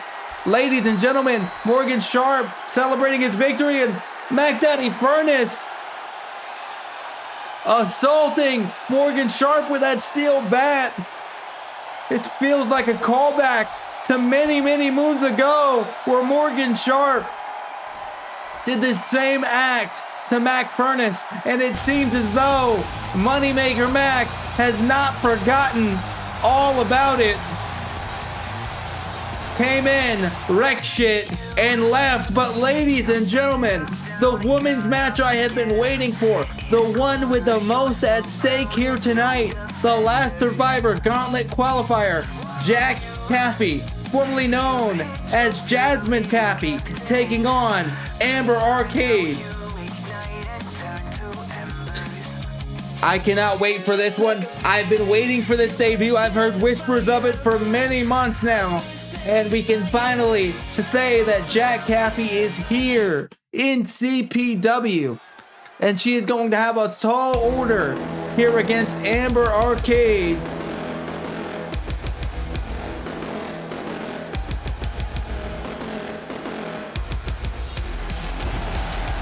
The quote-unquote street samurai.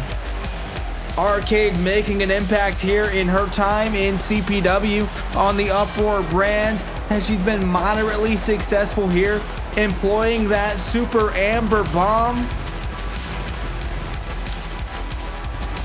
And the AmberCon device, can't forget it. But she's gonna need a whole hell of a lot of a repertoire here tonight. Because going against someone like Jack Caffey, someone with an MMA background, someone that has thrown away all the flippy shit and, you know, gotten rid of it in favor of pure impact. If you haven't seen Jack Caffey in OCW Fed, if you haven't seen what has become of this superstar we're about to see, go check out OCWFed.com. Go check out their YouTube channel and wherever they are broadcast. And make sure to stay tuned right here for Amber Arcade and Jack Caffey.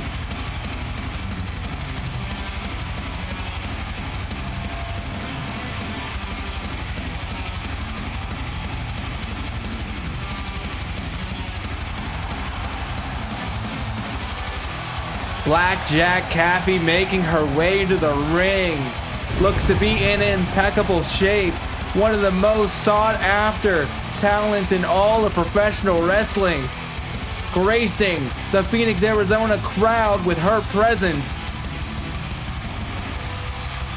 And I've been told that Jack Caffey is going to address sometime in the near future the shift from being known as Jasmine Caffey to the transformation into Blackjack Caffey.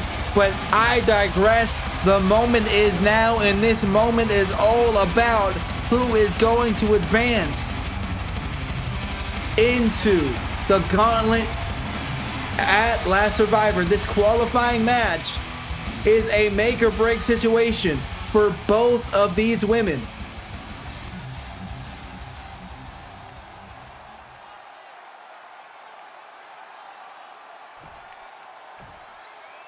Amber Arcade looking to be focused as ever.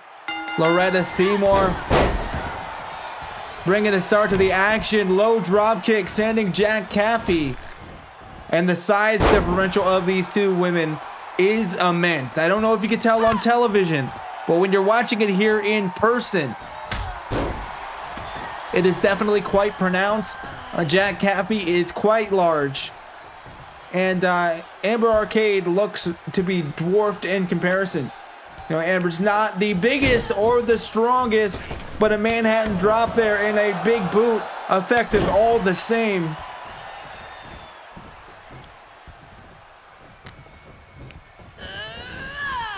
But Jack Caffey, a flapjack, apropos here for Blackjack Caffey. Flapjack by the Blackjack. And just draping the throat over that top rope.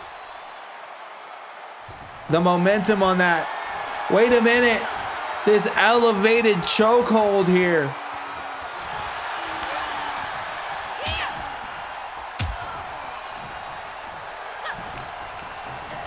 That submission maneuver narrowly averted by Amber Arcade. Now has Jack backed up in the corner.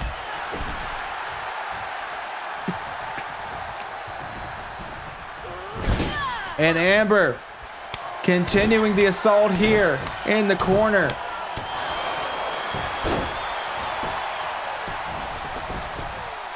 And the leg is hooked.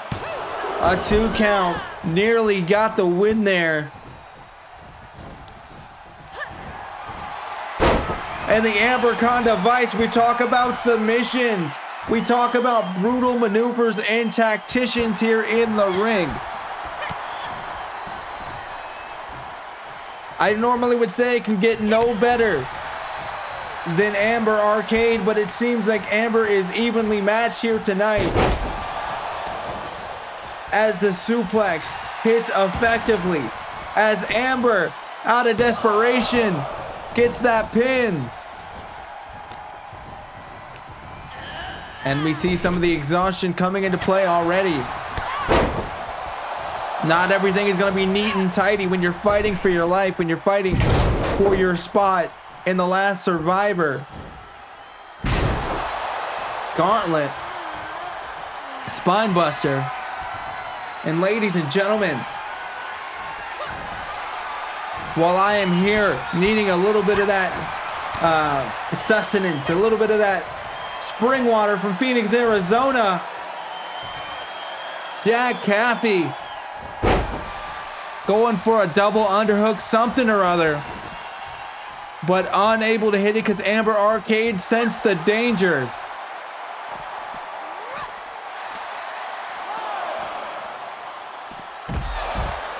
But a DDT that was picture perfect on the barely padded concrete. Loretta Seymour up to the count of 3. Of course, we do have until the count of 20. That gives you plenty of time to like, share, and subscribe this video if you haven't already.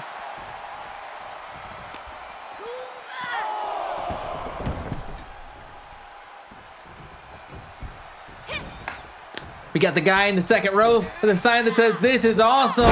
And look at that gut wrench throw. I would wholeheartedly agree with him. Guy in the first row stole that other guy's sign, it looks like. But now, the combination, the Caffey kicks. And one more for good measure.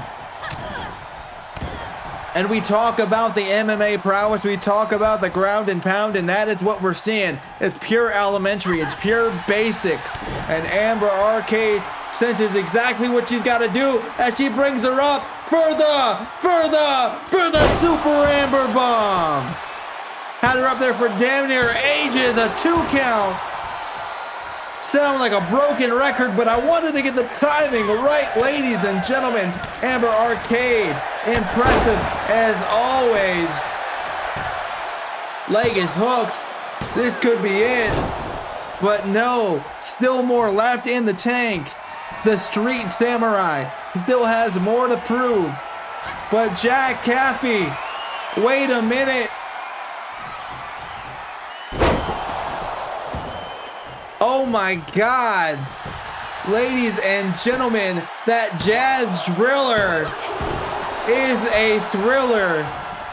Unbelievable.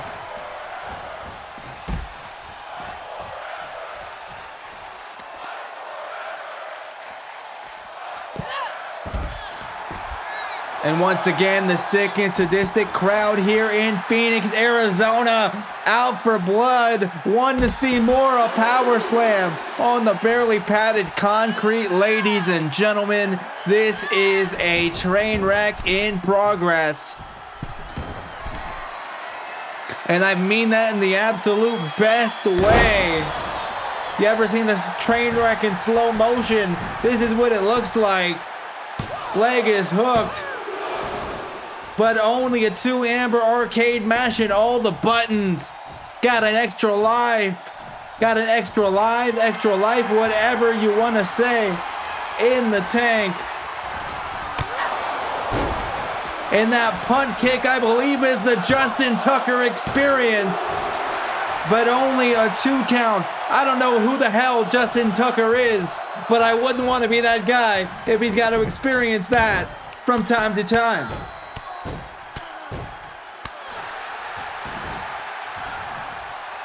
If you got a move named after you, you sure as hell experienced it more than once. Justin Tucker, I hope you're okay out there. But speaking of hoping someone is okay, commentators curse, Super Amber Bomb. I was gonna say I hope Amber Arcade is okay.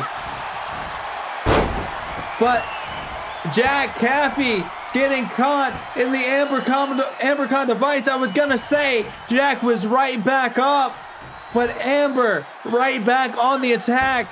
Loretta Seymour in perfect position, looking to make sure the shoulders aren't down, looking to make sure that there isn't any kind of submission happening.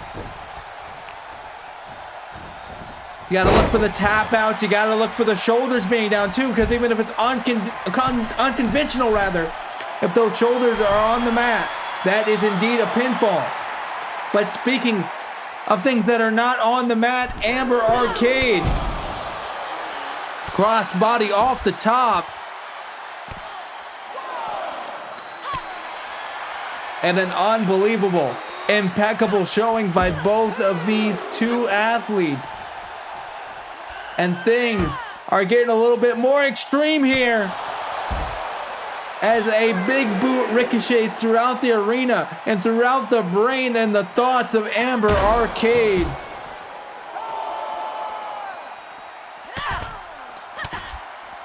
And I'm starting to get the feeling that Amber may need a whole hell of a lot more than a couple extra lives to withstand this. This is a brutal punishment. This is a statement.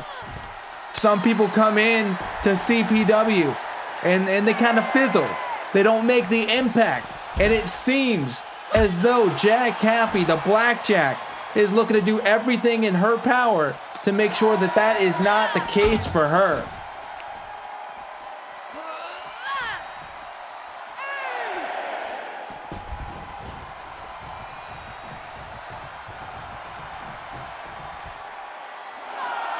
Of course, don't worry guys, we do have up until the count of 20. No 10 counts here in CPW unless you're counting last man standing.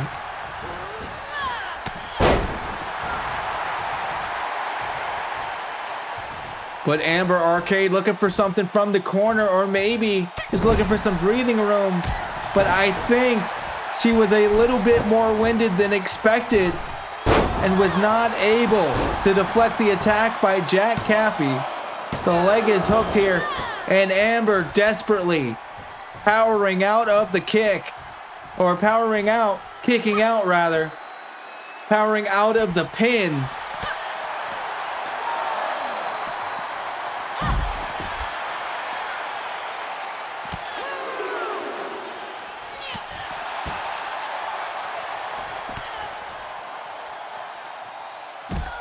And the carnage resuming on the outside.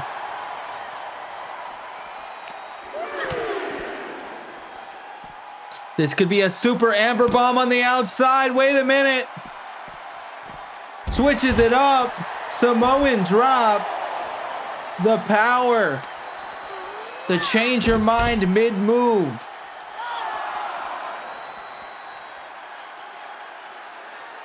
I don't know if Amber Arcade's participated in any strong women's contest,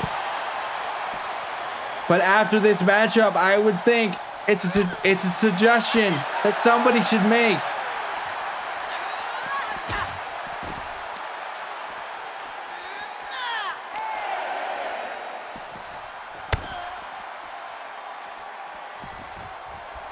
And working away little by little, Amber Arcade.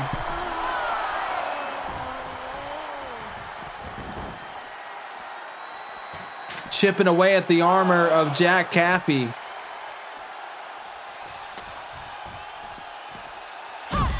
The cutter there.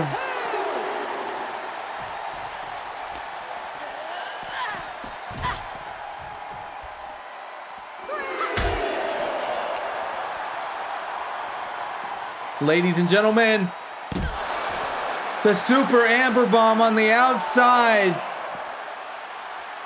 This could be setting up for a count-out victory here. Haymaker. Not quite able to take the Blackjack off her feet, but that'll surely do it.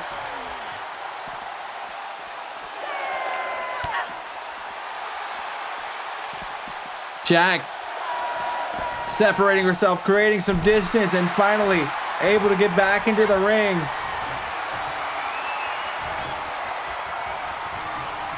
In the Jazz Grilla, that's the Thriller, hooks the leg,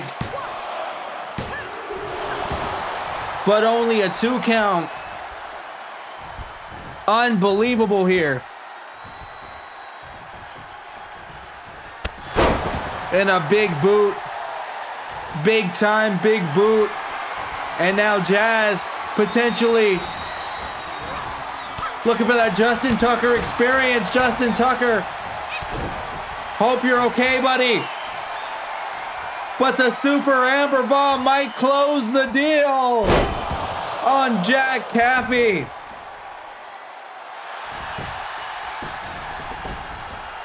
The leg is hooked. And Jack firmly grasping the rope. That's one of those things about CPW. There's no traditional rope breaks. And you know, you can't get a rope break if there's just a tiny bit of your foot under the rope. You gotta have either the whole leg or you gotta firmly grasp it. That's the only way you can get a rope break here in CPW. That's what makes us different here in the great state of Arizona. Amber Arcade being flipped inside out by that slingshot off the ropes. Sold that one like Dwayne Johnson. As the hammering blows continue.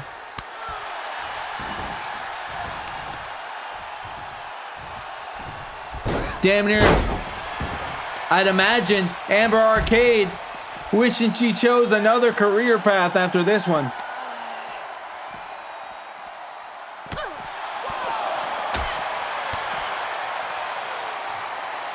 No. I thought she was gonna go for the Jazz Driller on the outside, but that package pile driver, and no better here.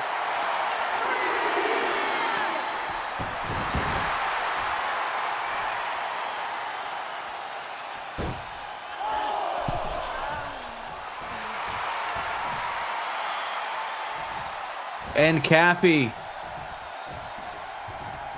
looking pretty thrilled here. The elevated choke.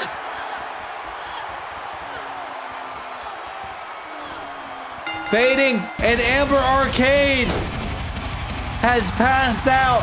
Our winner by blackout. Jack Caffey, Blackjack Caffey blacking out Amber Arcade to become the first qualifier for the last Survivor Gauntlet. Ladies and gentlemen, what a showing, what a debut here in Phoenix, Arizona for the Blackjack.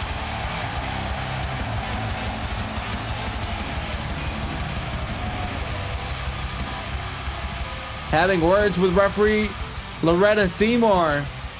As we move on in the action, we're gonna hear from the one and only conductor of the controller, Eback.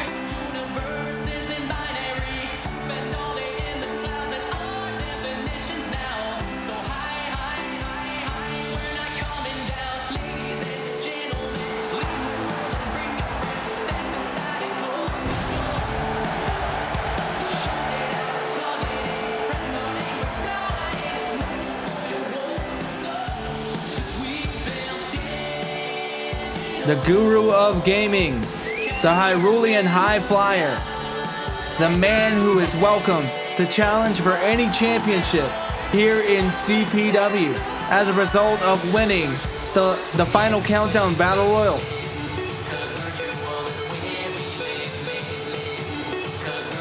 And could this be pertaining to that? Could Eback be making an announcement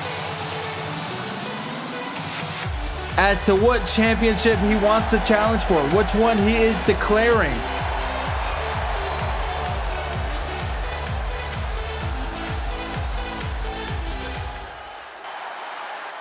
That's right, the back is back. Everyone's been wondering when I would formally declare the challenge, and so here I stand before you tonight.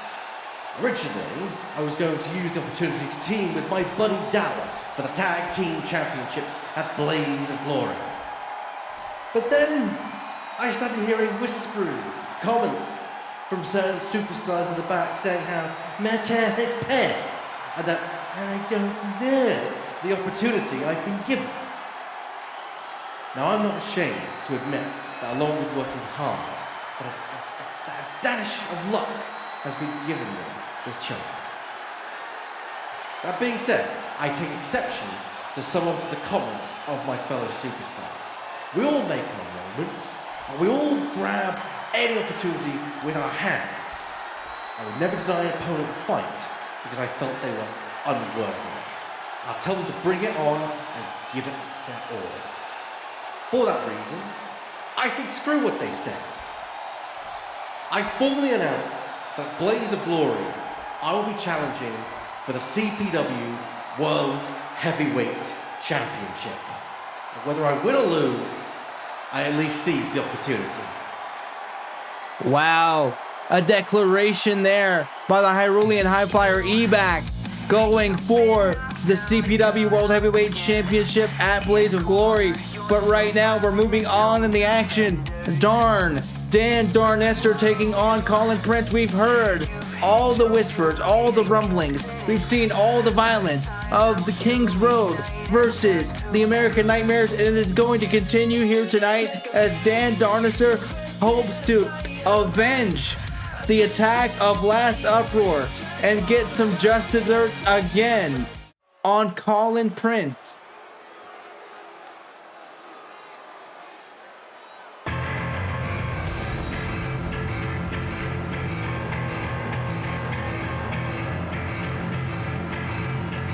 And ladies and gentlemen, the most dislikable, voted most unwanted, voted most unbearable, Colin Prince.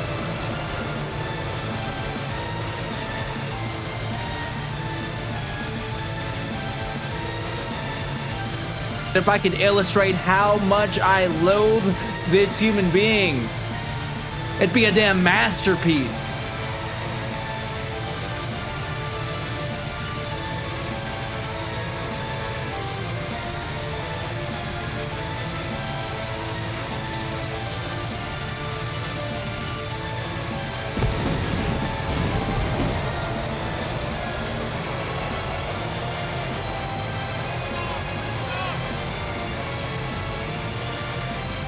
Simply put, if there was a PWI most hated, this guy'd be number one on the list.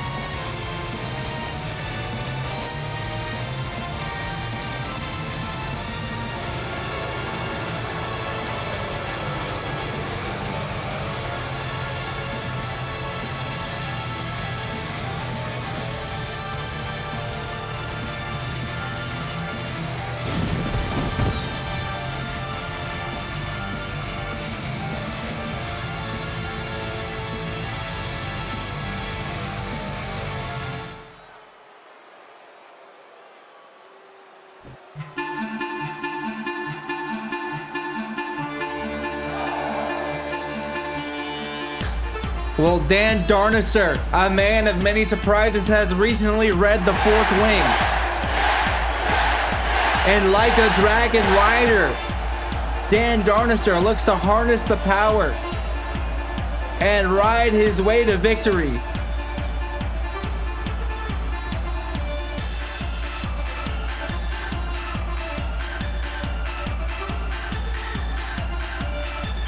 Dan Darnester looking to ride his way to victory all the way home to King's Road.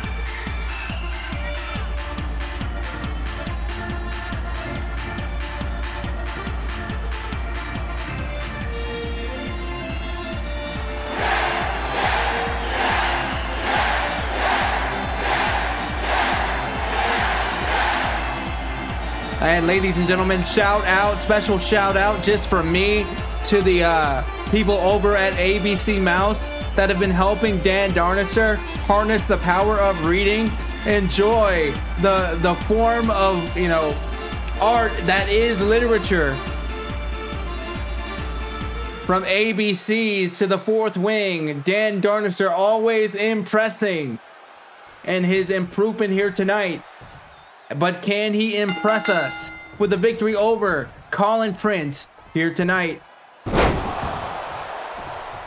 Well, that's one way to start the competition. Dan Darnester looking real strong as referee Leonard Seymour looks on.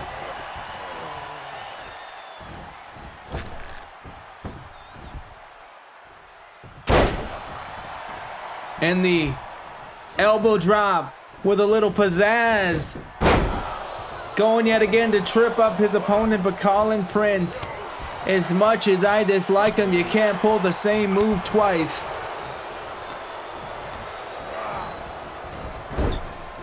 He's too smart to fall into the same trap. And now, ladies and gentlemen, Darnister finds himself on the end that you don't want to be on the receiving end of a punishment.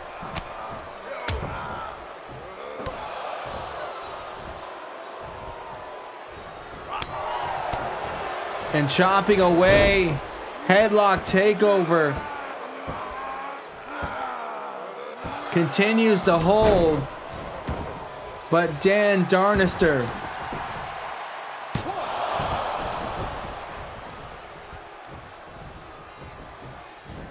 Dan is one of the most determined athletes that we have in CPW. He's part-time trainer at the CPW Academy.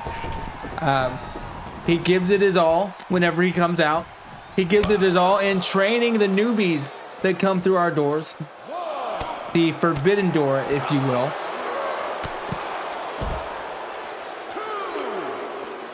And he hasn't always had the best of luck, but alongside Tony Samuels, Dan Darnister, as part of this iteration of King's Road, has done pretty damn well for himself.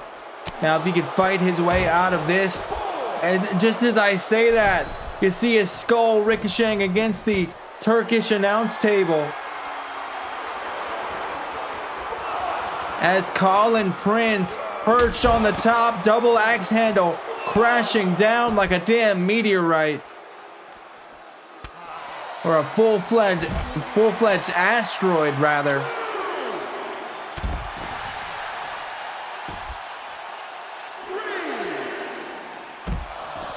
Goes for another one of the headbutts, but Dan unable to get it. And Colin takes advantage. But the quickness, the technique, the resolve, the brilliance of the emerald-clad warrior, Dan Darnister. You heard her open a can of whoop ass. Well, he's about to open a whole ass can of pickles on Colin Prince. But wait a minute. Going for that yeah fist. Colin Prince was nearly victorious in this match. But Darnister deflected it. Got hit with a packaging powerbomb there. Just folded him up in a Russian leg sweep after the rope break. This fast-paced contest got me out of breath, and that darn drop kick, that could be darn it. But the rope break, we talk about the firm grasp. And ladies and gentlemen, maybe going for that darn drop kick again. Hits it this time. Will there be a rope break? No, but a kick out nonetheless. And the Emerald Flosion, the Pickle Flosion.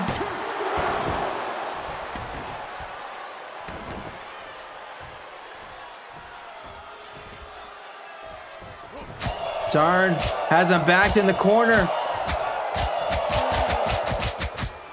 Try to count along with that.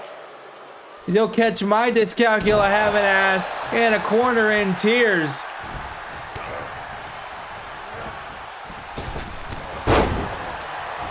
The rolling clothesline. That extra bit of momentum there. But all that momentum gone in an instant, dashed in an instant by Colin Prince. I'd say the much bigger man, obviously, but I'd also say the much more powerful man when you compare these two athletes. And now, we talk about things not being pretty, but being effective.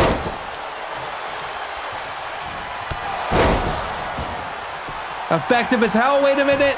That darn drop kick. but not as effective as was needed. Colin Prince going for the pin. Shoulders are down, but only a 1.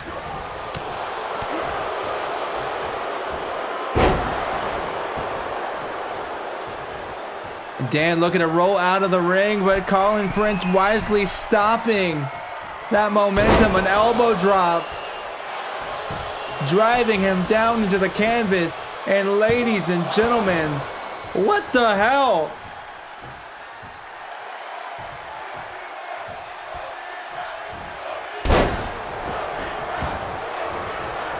And you don't want to give this man any compliments. You don't want to tell Colin Prince that he's doing anything right. Because like I said, he's the most disgusting, most detestable, most disliked individual in all of professional wrestling. For damn sure in all of Covenant Pro Wrestling. As Dan Darnister hits that pickle party punches.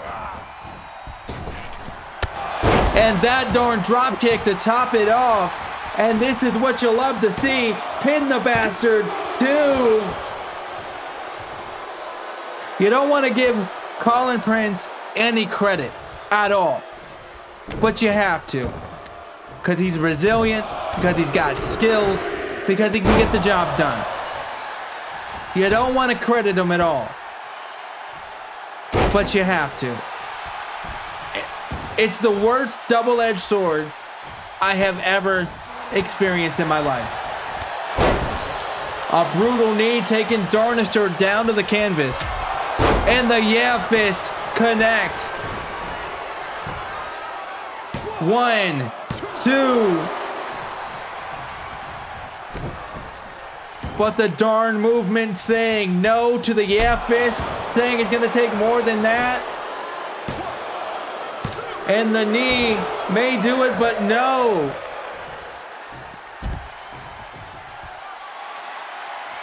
Colin once again going high risk. Will it be high reward? And it is. It's flattening the chest of Dan Darnister like a pancake and continuing to assault him.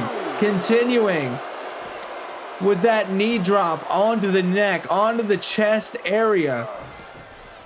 And now bringing it back into where it all needs to be, inside the ring. Sizing him up for another yeah fist right on the mark. 1, 2. But Dan Darnister will not be denied.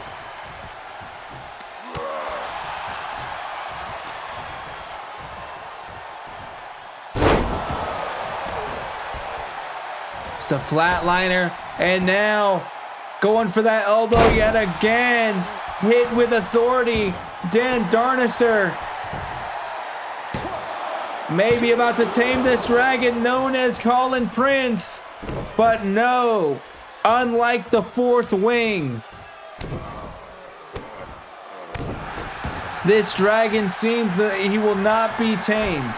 And this dragon rider known as Dan Darnister is still having to put a whole lot more of effort into this matchup to get the job done. And Colin Prince, as he locks in the submission, seems damn near unbeatable.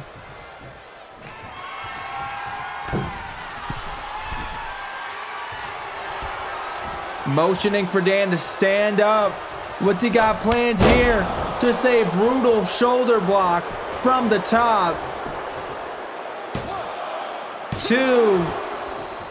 But Dan continues to make a stand here in Phoenix, Arizona.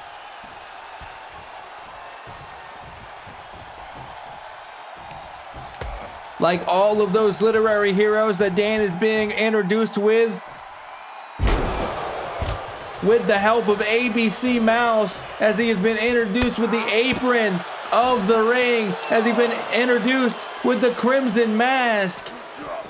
Dan Darnister wants to be like one of those literary heroes. He wants to forge his own path, but will he be able to here tonight as Colin Prince drops the elbow onto Darnister. And Darnister has no idea. The German. And the lariat, ladies and gentlemen. That is gonna do it. Our winner, Colin Prince.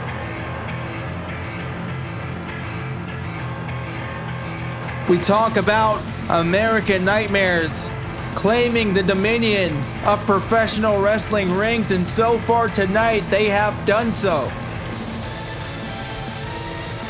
Dan Darnister put on a valiant effort, waged war like a true hero. But not all stories have storybook endings. And wait a minute, Colin Prince. What the hell is going on here? Just choking the life out of Dan Darnister. And the yeah fist nearly taking the head off of Darnister. But Tony Samuels, a sunset flip bomb rushing into the ring. Tony doing what he can. And yeah, do it, Tony! Tony! Nap time, baby! Nap time! Choke his ass out! Choke him! What the fuck is going on here? James Matthews! James Matthews with a chair!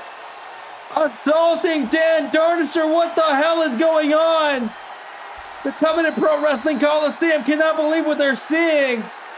Tony Samuels getting hit with the Be Real! And James Matthews, the man who has made the whole world say his name, the man who has defeated Colin Prince in a tables match just 1 week ago. The tables have turned, and James Matthews is taking orders from the American Nightmares in this bastard, this despicable, detestable, overwhelming display of violence. And James Matthews seemingly declaring that he is part of this new American frontier, this new American Nightmares. And ladies and gentlemen, what have we seen here tonight? Oh my God. But one more match left to go.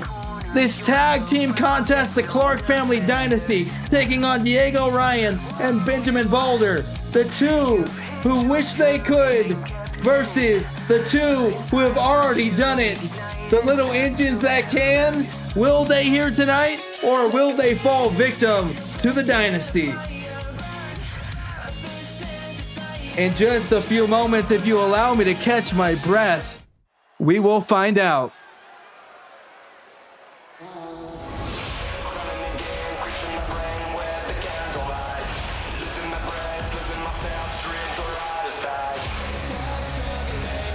Diego Ryan, Benjamin Boulder, 1/3 of the Blazing Renegades, coming out together at the United Front. And that is what you need if you're going to be facing Jacob Clark and Jamie Clark. If you're going to be facing the World Heavyweight Champion and his brother, the former World Heavyweight Champion.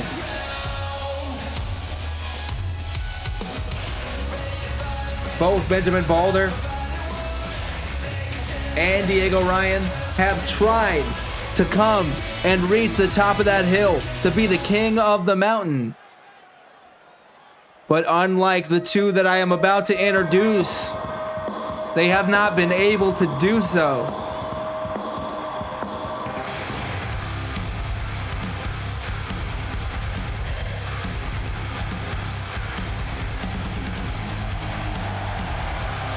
And ladies and gentlemen, we talk about factions. We talk about teams. This right here, we're talking about family. This right here, we're talking about a dynasty. The Clarks are the top tier. The Clarks are the upper echelon in professional wrestling.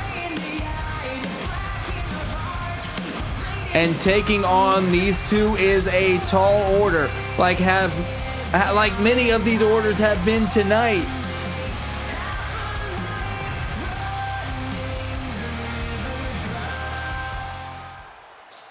And of course, this matchup coming after this sequence of matches we've seen between Diego Ryan and World Heavyweight Champion Jacob Clark.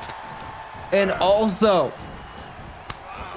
Benjamin Boulder coming out just one uproar ago, claiming that he should have been in the top spot. He should have been king of the mountain, and Diego Ryan showing off some of his strength there. Former gymnast. Dragon suplex, as his former name would imply.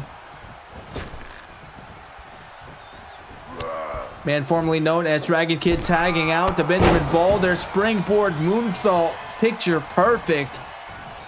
Love to see that in slow motion. But Jamie Clark, one of the masters of the 585 of the Lariat, showing us a little bit about those clotheslines, about that technique, about how all the power comes from throughout the body. It's not just the arm, it's the legs, it's the midsection, it's everywhere you can think of.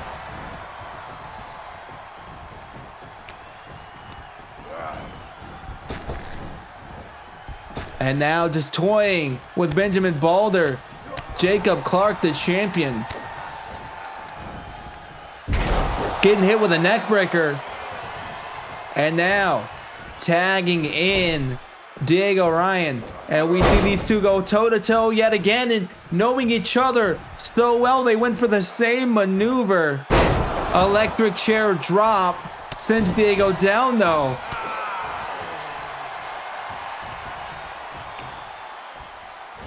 As this Phoenix crowd looks on in awe.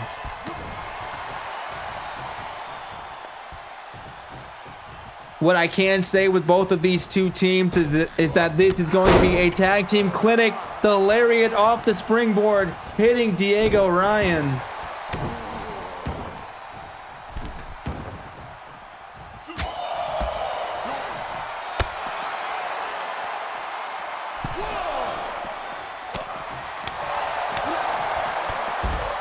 But now action spilling to the outside.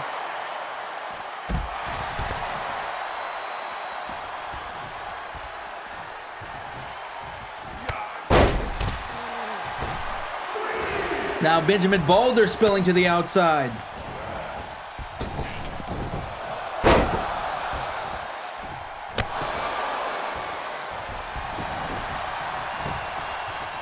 And ladies and gentlemen, a pinfall, but Jacob Clark will not allow this matchup to end that quickly, and even without that breaking up of the pin, I'm sure. Wait a minute, Diego Ryan saw that Jacob was going for the tag, took exception to it, and resolved that issue.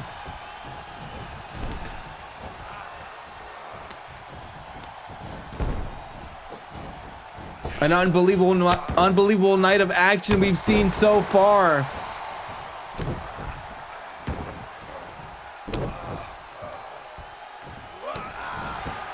As Jamie Clark stomps away.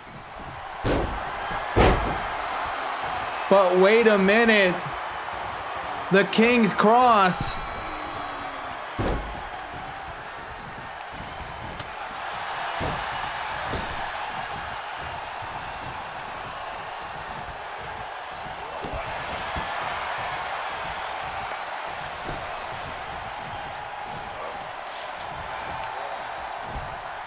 And now switching things up, Jacob Clark back in the ring, but back against the ropes. Diego Ryan sending him out to the outside.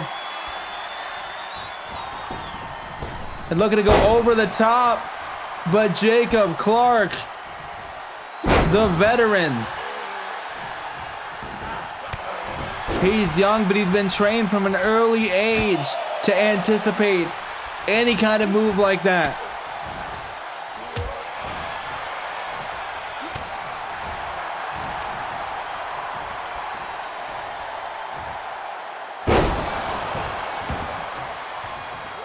Double underhook suplex there. Guys, you'll have to excuse me for being a little tongue-tied, for being a little winded. After that assault by James Matthews to Kings Road. an unbelievable night of action we have seen.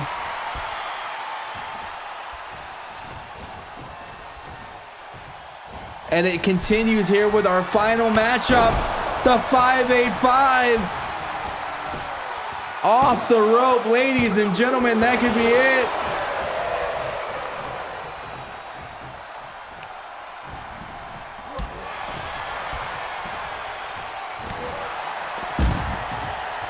But a clothesline of his own. Diego Ryan sending Jamie Clark out, sending the champion down into the apron. But he gets caught by a little bit of the brotherly love. Jamie going for a power bomb, but Diego fighting his way.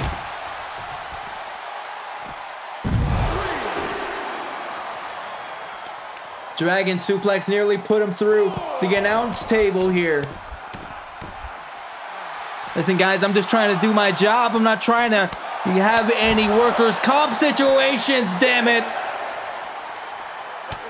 Take the action back into the ring.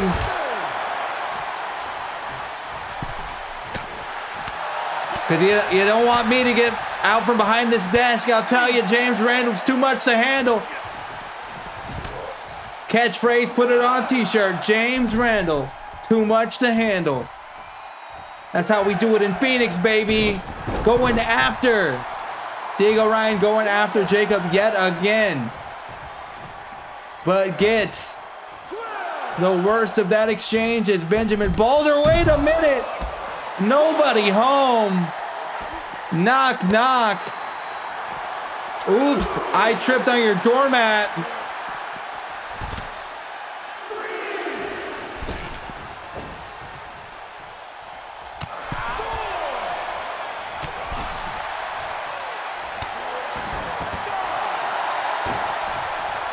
And then it seems like this strategy of going after the outside man, going after the second man in this matchup, not the legal man, has become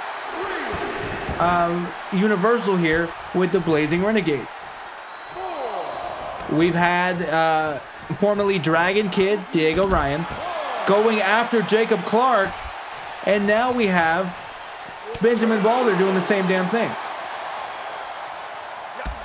But now on the outside, a flatliner there. Count of 4. Sling blade. Drop kick. Jamie Clark needs to get back in the ring. He needs to get a tag, but bare minimum needs to get back in the ring here. As he drives the spine of Benjamin Boulder into the barricade.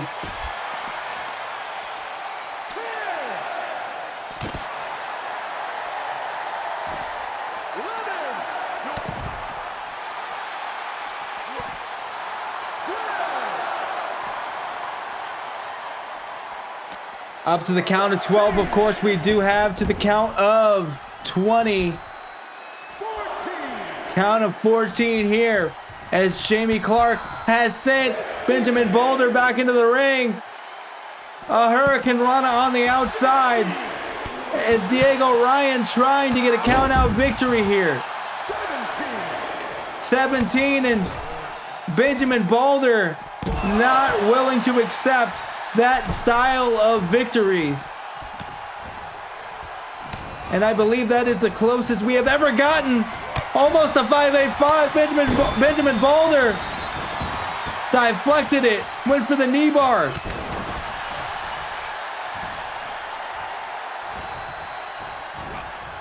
That was the closest we've ever gotten to a count out. I don't even remember if I finished my thought.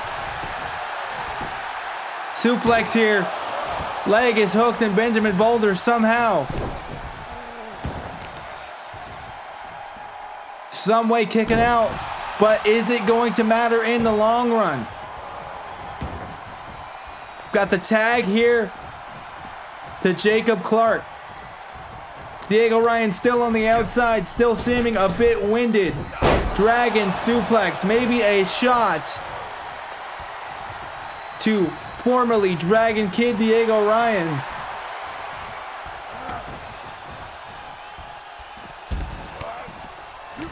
And Diego deflecting the big boot.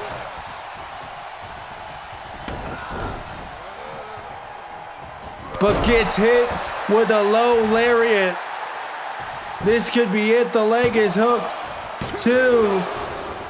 But only a 2.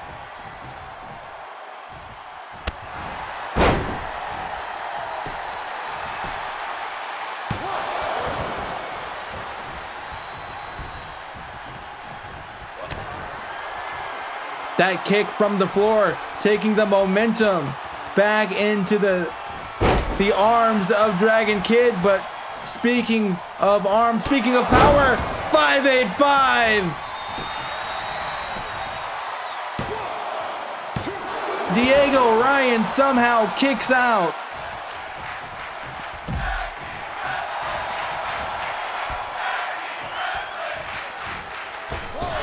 And Jamie Clark going for a clothesline off of a springboard, unable to hit it. Many, many times tonight there has been no water in the pool. That district that nobody should want to go to, that everyone seems to be going to, has been visited a lot here tonight.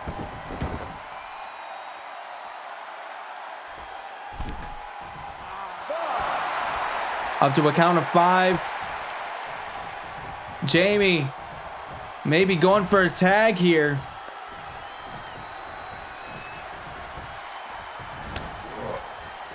Diego gets hit with the midnight.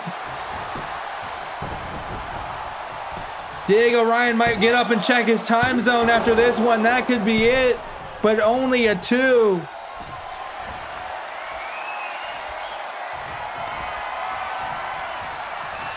And it looked like for just a moment he was going to go for the tickets to your clown fall. But Diego Ryan has got it scouted. He's been hit with it before in a famouser out of nowhere.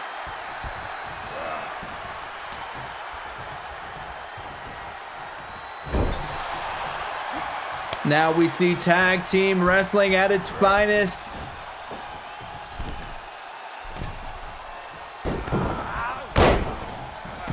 Absolutely beautiful combination. High flying acrobatics. You couldn't ask for anything else. Wait a minute. The chromatic choke. But Jamie Clark breaking up the submission.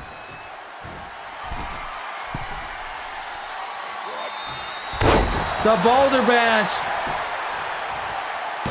Looked like Jacob was trying to roll out of it, but still has the wherewithal to kick out. And you see that Jamie wasn't even worried. So much faith, so much belief in his brother that he knew that his brother would be able to kick out of it.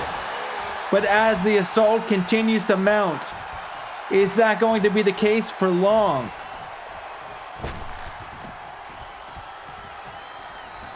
Benjamin Balder flipping him over once more. And now just working on that leg, and cheap shot again to Jamie Clark. And that's not something I would advise, because whether or not you see it coming, you will get a receipt from Jamie Clark, let me tell you.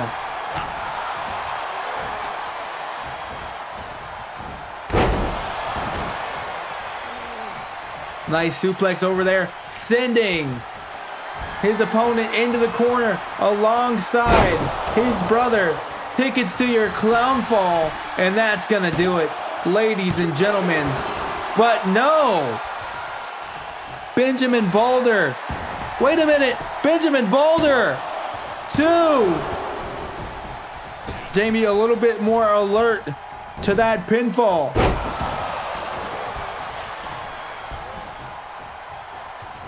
Now it looks like, yeah, we're gonna see a tag. Good clean tag here, good clean tag team wrestling. Went for a 585, got hit with the double knees.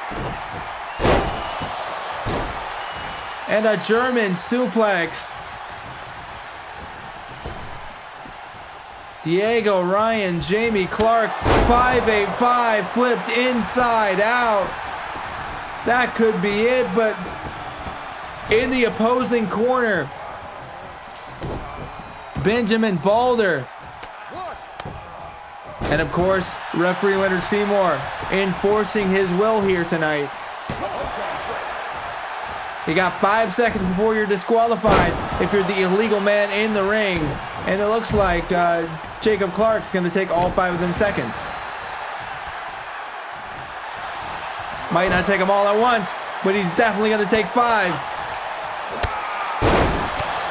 Suplex there, and it seems there is a kerfuffle of fisticuffs on the outside. And Jamie Clark could be about to witness the fall from grace. And he does.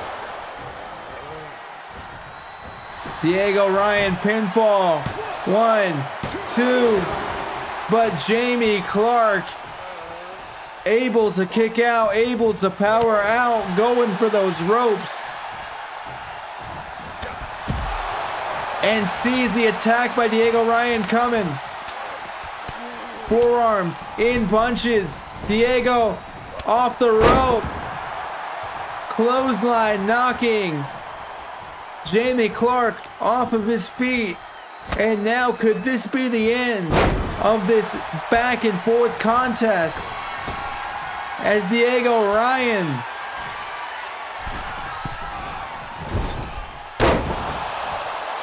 ladies and gentlemen, that is gonna be it. Diego Ryan, the Angel's Wings.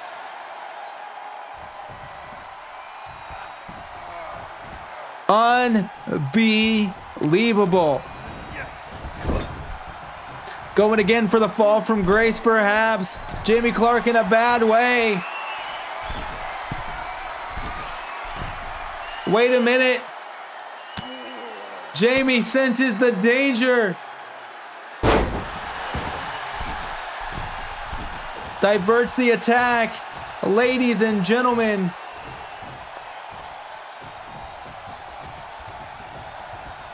the tag has been made. And now Diego Ryan is now tapping out.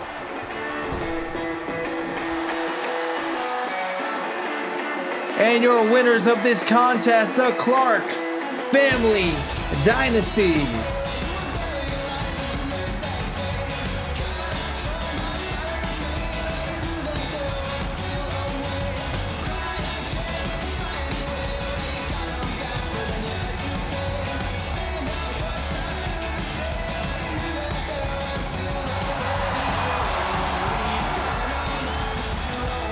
Ladies and gentlemen, the brothers have withstood.